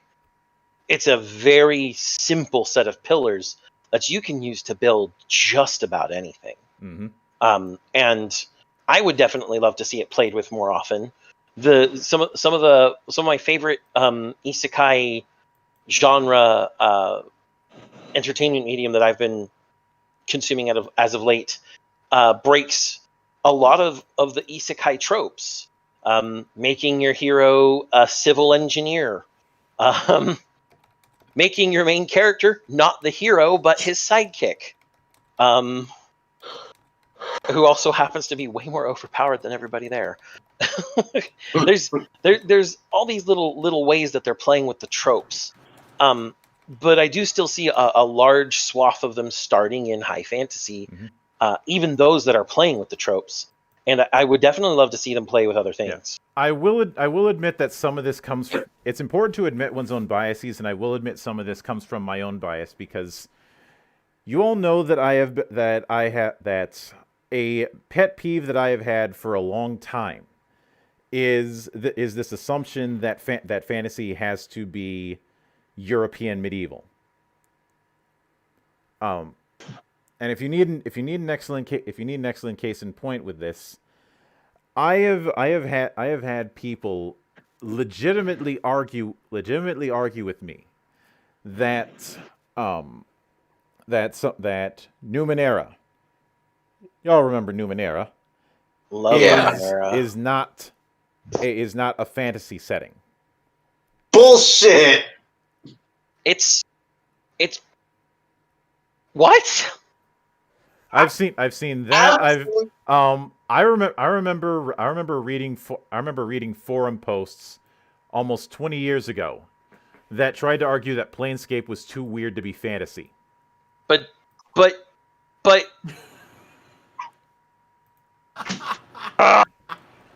I think you broke Xana. Didn't break me. I'm just the sheer amount of stupid in that idea. I feel like I need to go set it on fire. Brother. I mean, Numenera, at the very least, it's science fiction fantasy, but it's still fantasy. It's post-apocalyptic science fantasy. That is exactly what it is. Yeah. Yeah. It's and I or let's go with one of my favorite examples in this kind of thing, and that is Legend of the Five Rings. People have a trepidation with that particular style of fantasy, or in some cases want to say that it should be its own category, simply because of the fact that it's not following the medieval mold. Or rather, technically it is following a medieval mode, just not a European medieval. This is the reason why I've had the phrase Tolkien melting pot used as a negative for as long as I've been a commentator. So the Tolkien melting pot does get overused, which is why I understand that you use it as a pejorative term. Mm-hmm. While there are good ways to use it, we can all acknowledge that. Overuse always lends itself to laziness. Yeah. Yep. Now, when something that Rick pointed out that I do think that I would like him to further clarify what he meant, because he was saying Aesthetic of the rogue hero.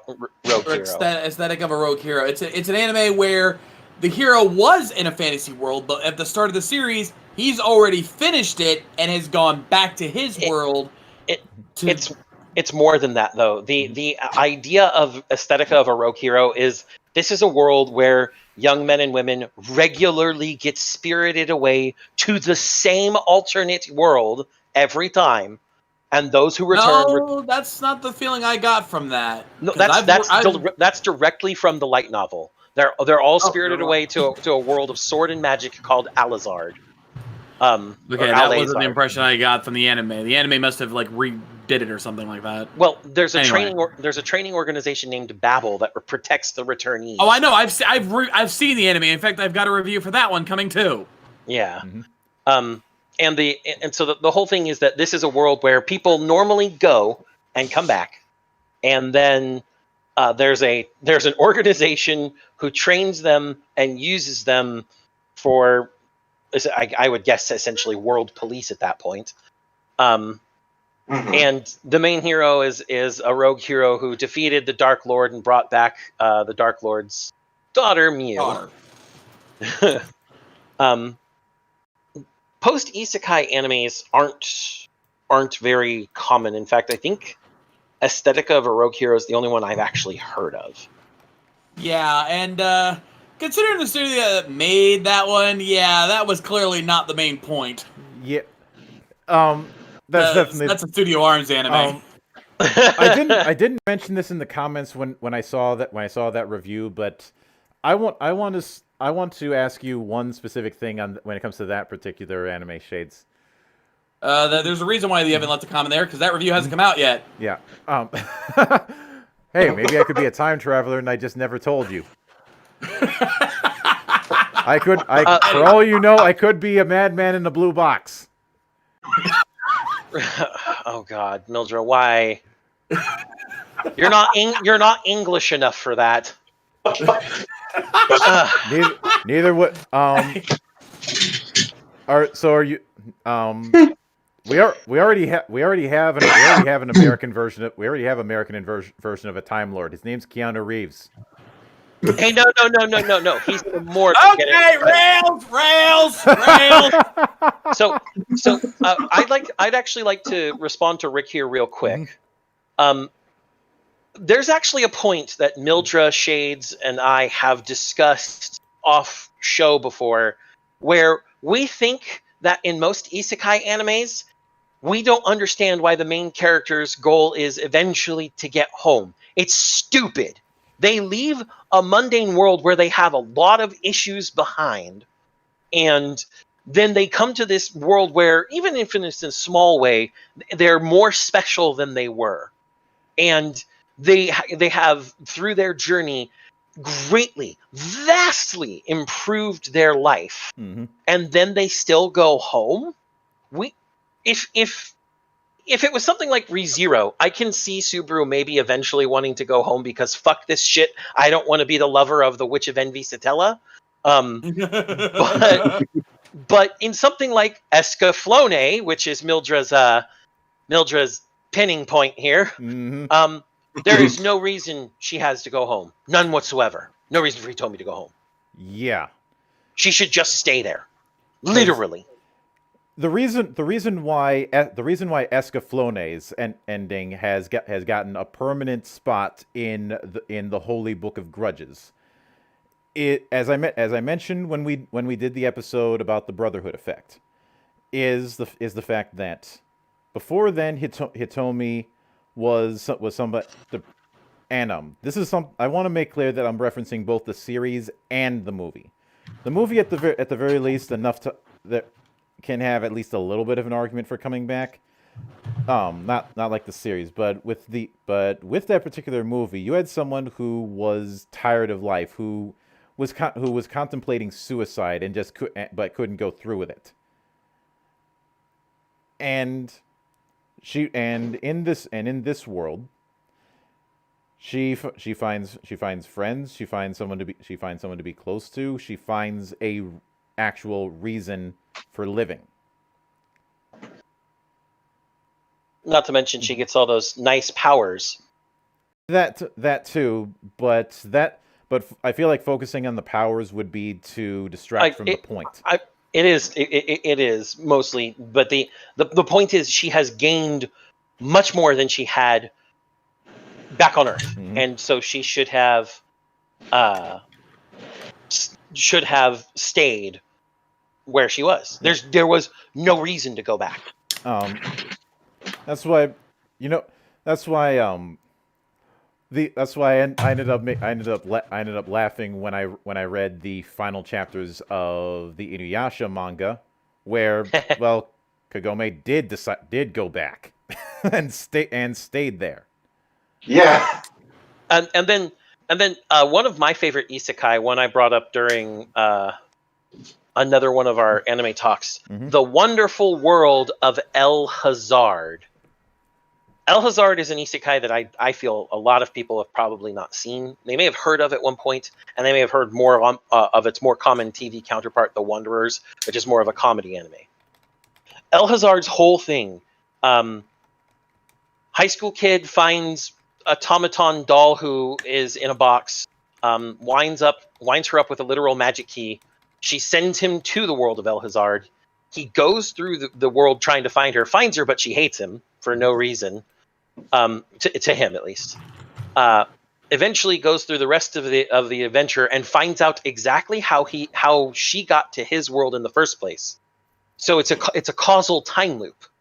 And the very end of the first part of the OVA, it goes all the way back to the very beginning, just after she has sent him to El Hazard, and the school is empty. And she's walking around it very slowly because she's about to wind down again because she only had enough to wake back up and send him because she doesn't have the full magic key with her. And he finally comes back from El Hazard, a bit older, to wind her up and bring her back. And he doesn't come back to his world. And neither do any of the people who went to El Hazard with him. His childhood best friend, she doesn't go back. His teacher doesn't go back. His childhood rival that he doesn't really think of as a rival and just another friend doesn't go back, because they've all found places much bigger than what they were on Earth. And they've all found happiness in these places.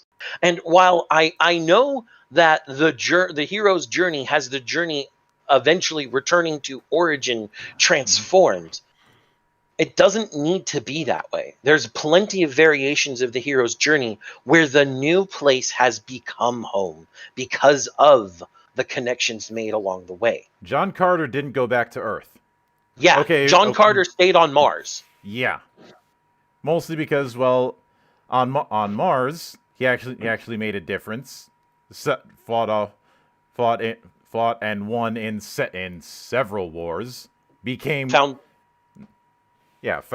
the love of his life in Deja, and became king and raised a family. was Why no would you want to need for give him- that up? Yeah, there was his hero's journey happened. He went through the full hero's journey on Mars and never had to return to Earth to complete the journey because the journey was complete there. And there are many isekai that I have seen end with the people going back to their homes, where them going back doesn't make sense. Yes. The only time I could see it making sense is if you use that to do some sort of redemption tour for how they were in their own world. Kind of the Great Apology Tour kind of thing, or to put it another way, and this will be a bit of a deep cut for some. My name is Earl. For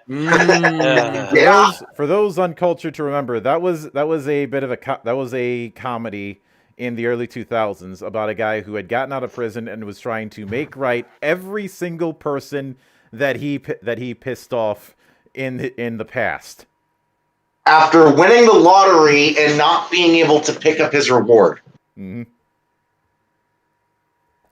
And a lot of the times he had the reason it ended up being a comedy is that a lot of the times he had really good intentions with what he was trying to do, but things would backfire because of miscommunication or just bad luck. A comedy of errors. Mm-hmm. Uh-huh. Plus, Earl is not exactly the smartest guy in the room. No, he is not. No. Definitely not the sharpest crayon in the box. No, that's because the Marines ate the sharpest crayon. They don't know what sharp is from blunt. How could they know it's the sharpest crayon? They just grabbed one. It was probably their favorite color. Okay, fair point. And anyway, like that's the only time I can see that whole thing coming back and using it as a kind of coda of hey, the protagonist learned something from where he was. Mm-hmm. That, or you could pull the whole, like, something happens to force them back. Like, they don't want to go home, but they have to. Yeah. Yeah, and Rick actually made that point, too, just now. Yeah. That's different. Mm-hmm. But, yeah, like, if they have the choice, then they should only go back if there's a damn good reason to. If they go back when they have everything they need here, they're an idiot. And again, your story is shit. Yeah. Yeah. Well, I mean, and then we can look at the entire isekai genre of Digimon shows where they are forced to return. Mm-hmm. Yeah. Of course, then even later than that, they just start to find ways to go between the digital world and the number world and essentially create digital tourism. Thank you, Adventure 02 epilogue. Oh, I hate that season.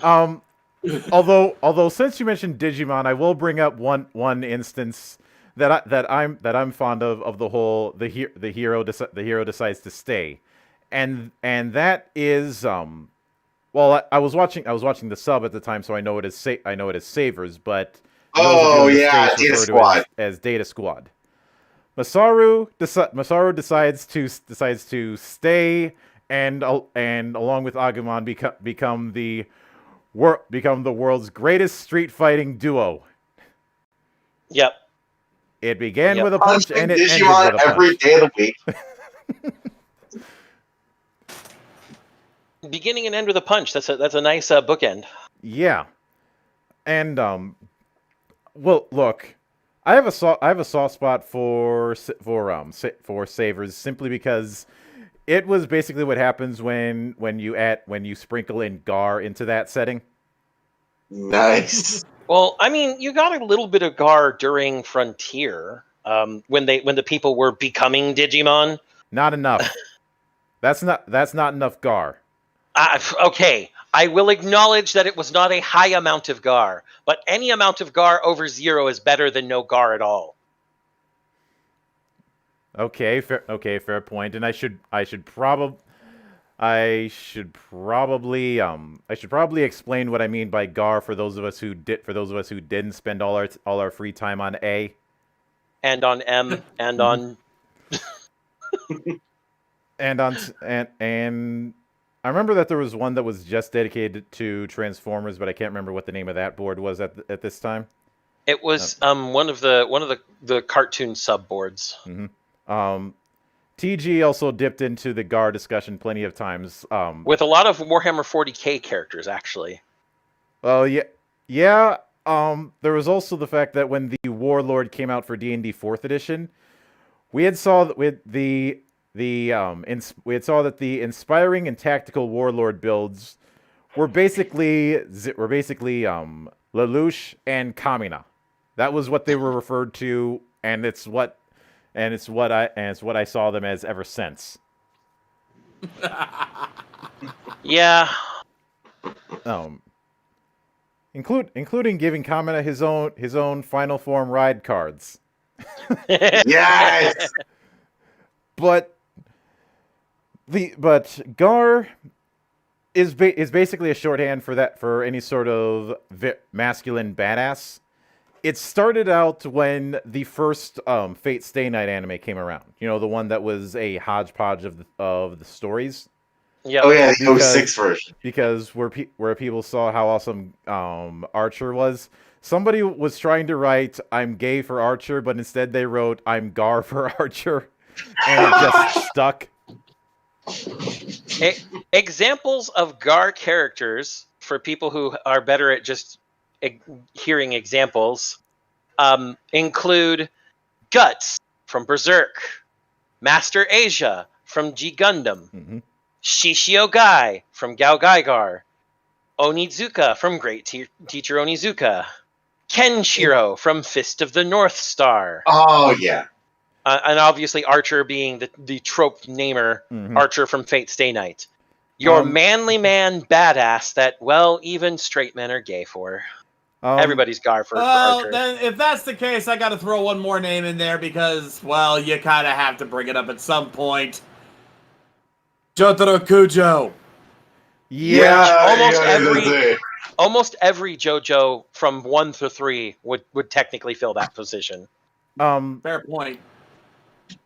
I was gonna bring up Josuke Higashikata, but nah, he gets into too many schemes. Yeah. Well, I would say that it goes. We get Jonathan and Joseph, and of course Jotaro, and then it skips Josuke and goes to Giorno because I'm sorry, Giorno Giovanna is a badass. Oh, he definitely. I got 3 words for you, motherfuckers. 7-page Buddha. Yeah. Tell me I'm wrong. You're not. What? It's more of a different kind. Where somebody like Jotaro is one in the singular categories. Giovanna is what you'd say is someone who has the king's qualities. Okay, I can see where you're making the distinction. Okay. Oh yeah, he becomes a don instead of a king, but you get the point. Yes. Guys, rails. Now We're way off course here. But the point is, as I was mentioning with Savers, that's a case where he decides to. He had the opportunity to just leave the whole thing behind, but he was, and actually in a rare twist of things, he was encouraged to stay in that world by his father, who also had his own little journey in that place of being a wandering Gar. Which is why I have such a love for Bancho Leomon, even if he does suffer the Leomon curse. I like to think. Fun fact, Mildred, that curse was actually an accident. Oh, I know. One last side note about Gar characters. I like to think that they named Gao Gaigar because of that meme at this point. But it can't be because the meme came way after. That's. I was around. I was there when it started, so believe me. So was I. I know, Um, but I mean, Teach me the magic. I want to say it's a stable time loop. Gao Gaigar is named Gao Gaigar for Gar and inspired Gar, so it could exist. yeah. Look, look. I don't feel like having the rum taste like copper right now. Okay. But with that, I do think that the whole thing of someone staying in the world is if the isekai net is going to expand in one thing, that and post isekai is something that needs to happen more often. Yes, absolutely. I'd love to see some series where, as Rick did present before he left, like Aesthetic of the Rogue Hero, where people are returned from isekai back to their normal world and still have their magical powers intact, and how they now have the Superman issue. How do I function in a world that I can blow down like cardboard?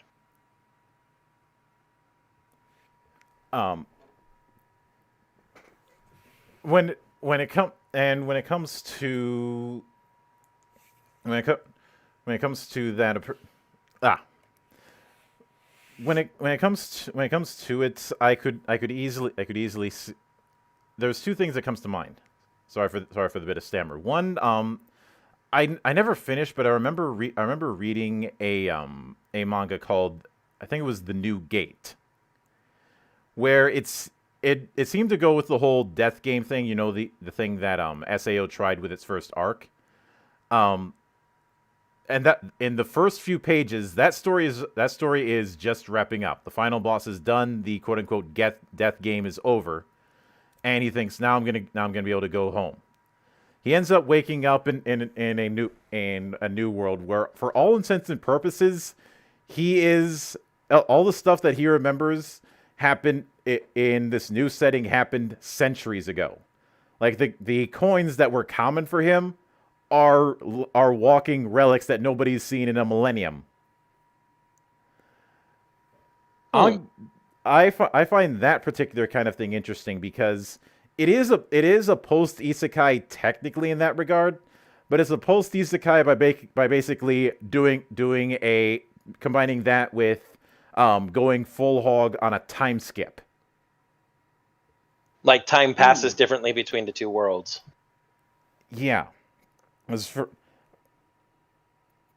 all that intents almost go ahead. I was going to say that almost reminds me of parts of Maho Sensei Negima at that point.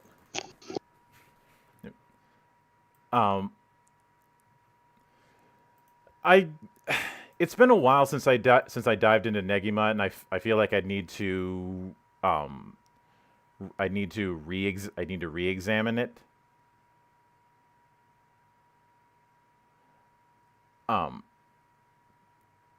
When it comes to the whole idea of doing that whole post thing, that's one way to approach it. I'd say another is somebody using the skills that they learned and applying that into the new world that they're in. Not in the sense of now they've got powers, now they still have those powers, but more of picture for instance somebody learning how to survive in the wild, and then using those survival skills and applying that into some sort of position in the real world. We already have the reverse, where you have somebody who's an engineering student going into a fantasy world and modernizing it. So yep. Why not flip that on its head? Interesting. They could do things like become wilderness experts. Mm-hmm.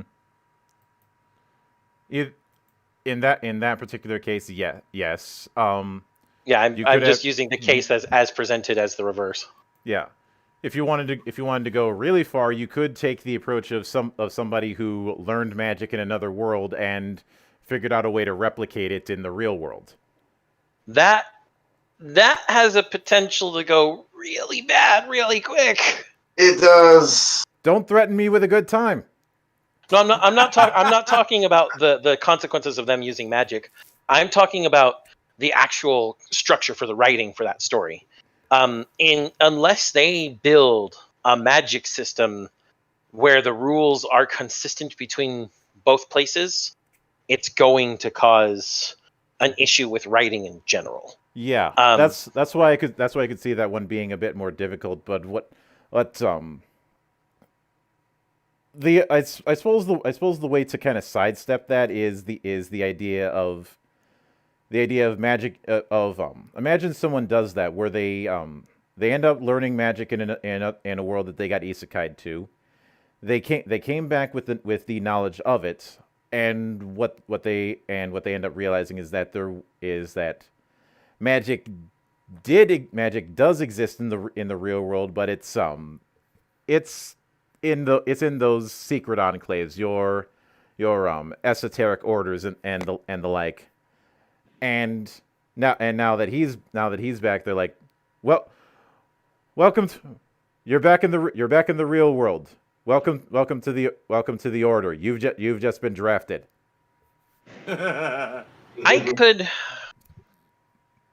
could almost see that happening with some side characters in an isekai I've been reading called "The Magic in This Other World is Too." The magic in this other world is too simple. I guess is the best way for me to say it, because I can't remember the exact English translation. This guy comes from his world and goes to another world where someone thinks that the truth of fire is to make a white flame, and he's like, "But all you're doing is adding oxygen to it." Like that's literally how he freaks out about it. He's like, all you've done is add oxygen to it. Here, let me show you what real magic with real fire looks like. Oh, Xena, it's the magic in this other world is too far behind. Yes, thank you. That one. Yeah, no, I absolutely love that show, because he's actually part of those secret enclaves you were just talking about. And the point of magic in their original world, or of sorcerers in general, is to search for intrinsic truths and further their own understanding of the esoteric qualities of the arcane. Whereas in this other world, it's kind of just a status symbol without any real point other than to be able to use magic and be good at it. The main reason this sort of thing comes to mind is, now since you mentioned Shadowrun, I should also a while back I should also bring up that not too long ago I interviewed the current line developer for 1873.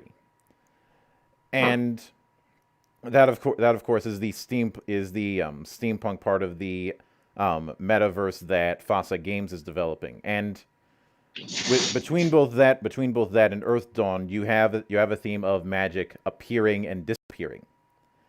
And that brought the idea in my head of doing a post isekai where the hero coming back ends up being the herald for magic returning to the real world. Cool. I'd certainly be interested in such a premise. That's the idea being that that magic did exist a long time ago, but then it fell out of favor, and now it's coming back. We kind of have that with Shadowrun as well, because remember, back in the old days, Shadowrun and Earth Dawn were part of the same continuity. Yep. It's just that now that Shadowrun isn't Fasa's property anymore, so 1879 filled that gap. All right, guys, I'm gonna go ahead and call it a night. I'm fading over here. And I would say Frosty, man, but I will admit that particular approach is one where you would have to nail down a lot of rules, because you'd basically have to do the whole established rule thing twice. Yeah. One for the world that they came from, and one for how magic is appearing. It would make for an interesting case study type anime, though, or a case study type story. The hero could see magic returning to his world, try to use magic, and then find out that it's not acting at all like it did back when he was in the other world, and be like, well, what's so different? Yeah. Part of the reason I end up thinking about this kind of thing is Here's a concept that we see a lot in speculative fiction. Someone makes a discovery, and that discovery just balloons out and affects the entirety of that story's society. Mm-hmm. Or at the very least that particular discovery ends up being a big deal within the story. For example, let's consider Inception, which I know some people really don't like the movie. I got a lot more mileage out of that movie than certain people did. I really like that movie. Mm-hmm. It's one of my favorites, Yeah. to be honest. The shared dream machine within Inception originally was designed as a kind of psychological therapy method for the military. If I recall correctly. Teach people. It was to teach them how to kill without actually killing each other. Mm-hmm. But the unforeseen consequence of that technology is people using it for stealing secrets. Yep, espionage. Mm-hmm. Since that's basically what the cast up until that big job is known for. They'd create a dream world for somebody and let the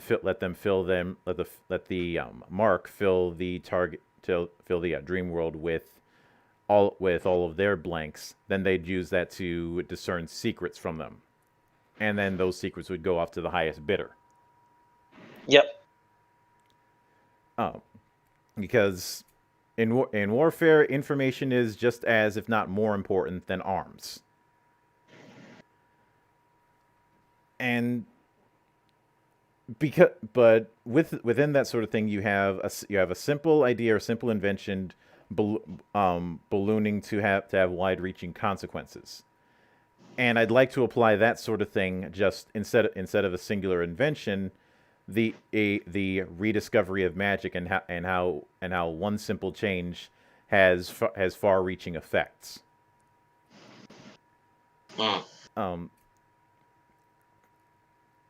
One would argue that it was kind of touched upon within the Guilty Gear series with how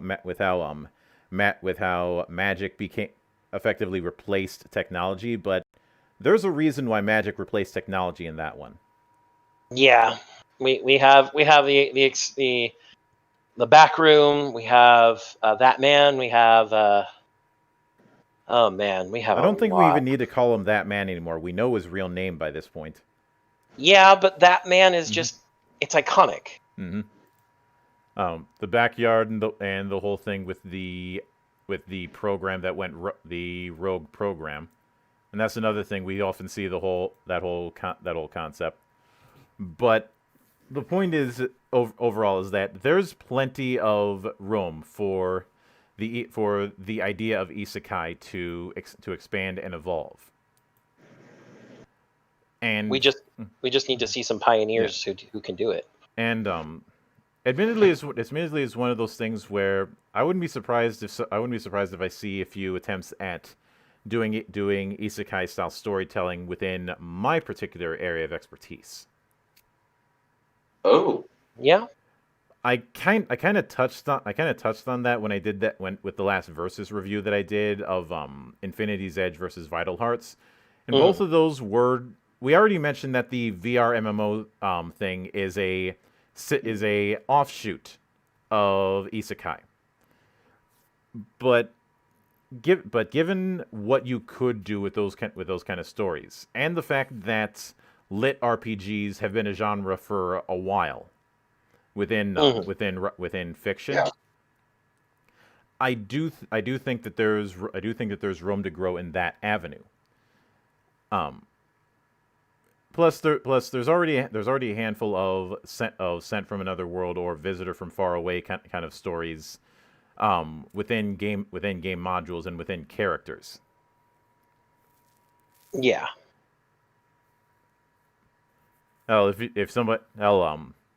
For for the upcoming expansion for Adventurer Conqueror King system, they literally have a spellcasting class that is basically what happens if you bring a Starfleet science officer into a fantasy world. Obviously, they don't. They make it pretty. It's made pretty clear with the art and the way that it's written. But obviously, they're not going to use anything that'd get Viacom or CBS on their asses. Yep.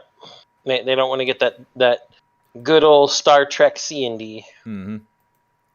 Nope. Although I'd say these days Star Trek is more concerned with infighting than fighting little old us. I don't know. They still managed to send out those C&Ds with some pretty alarming regularity. Oh yeah, and then there was the whole thing with the tardigrade, but we've already talked about that. We talked about that months ago. Yep.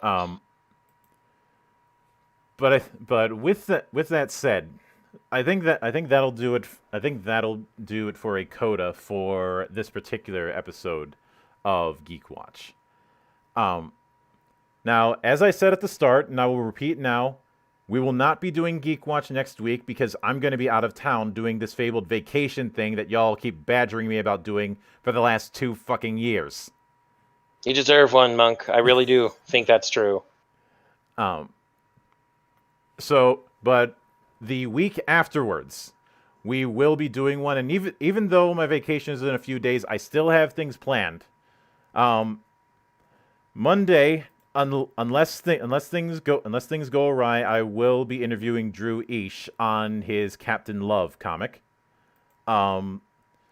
Tuesday morning, I'll be interviewing Powell Jaros on Witchfinder Empire Legends, and Tuesday night, we'll be doing a movie night here on the Monastery Discord. We'll be watching The Crow, because I needed something Halloween adjacent, but I didn't want to go with an outright horror movie. We need to watch the second death of the second Lee family member. Yep. Yeah, that's that will always be a tragedy. But Wednesday, Wyatt Holliday is coming back to talk about Eternal Armor, which is going to be going live on Indiegogo in the next month or so. Thursday will be a first. We will have our first person in the temple all the way from Argentina. Hooray! Ooh. Nice. The developers of the Clash of Armies deck building game will be coming into town. I do have a few things planned for next month. Because right when I get back, it's right back to the grind. So things will definitely be. There will not be any shortage of things being done, and also, I am working on it. I should have it ready in advance before I leave. But next Saturday, you should be getting an automated post for the final review of October, which is the Maximum Apocalypse RPG. Some of the mechanics are going to look familiar to some of you. I can guarantee you this. Oh boy. But that's what I got coming down the pipe. I am hoping to reach ever closer to getting to that 1,000 sub hump eventually, even though I know it's going to take quite a while, but it's all in the grind, my friends. So I do want to thank everybody for taking the time to come onto the watch and enjoy the insanity. And we'll be back here in the future with more insanity when the time comes. But until then, on behalf of the good brothers present and not present, my name is Mildra. I am your gaming monk, and join the watch.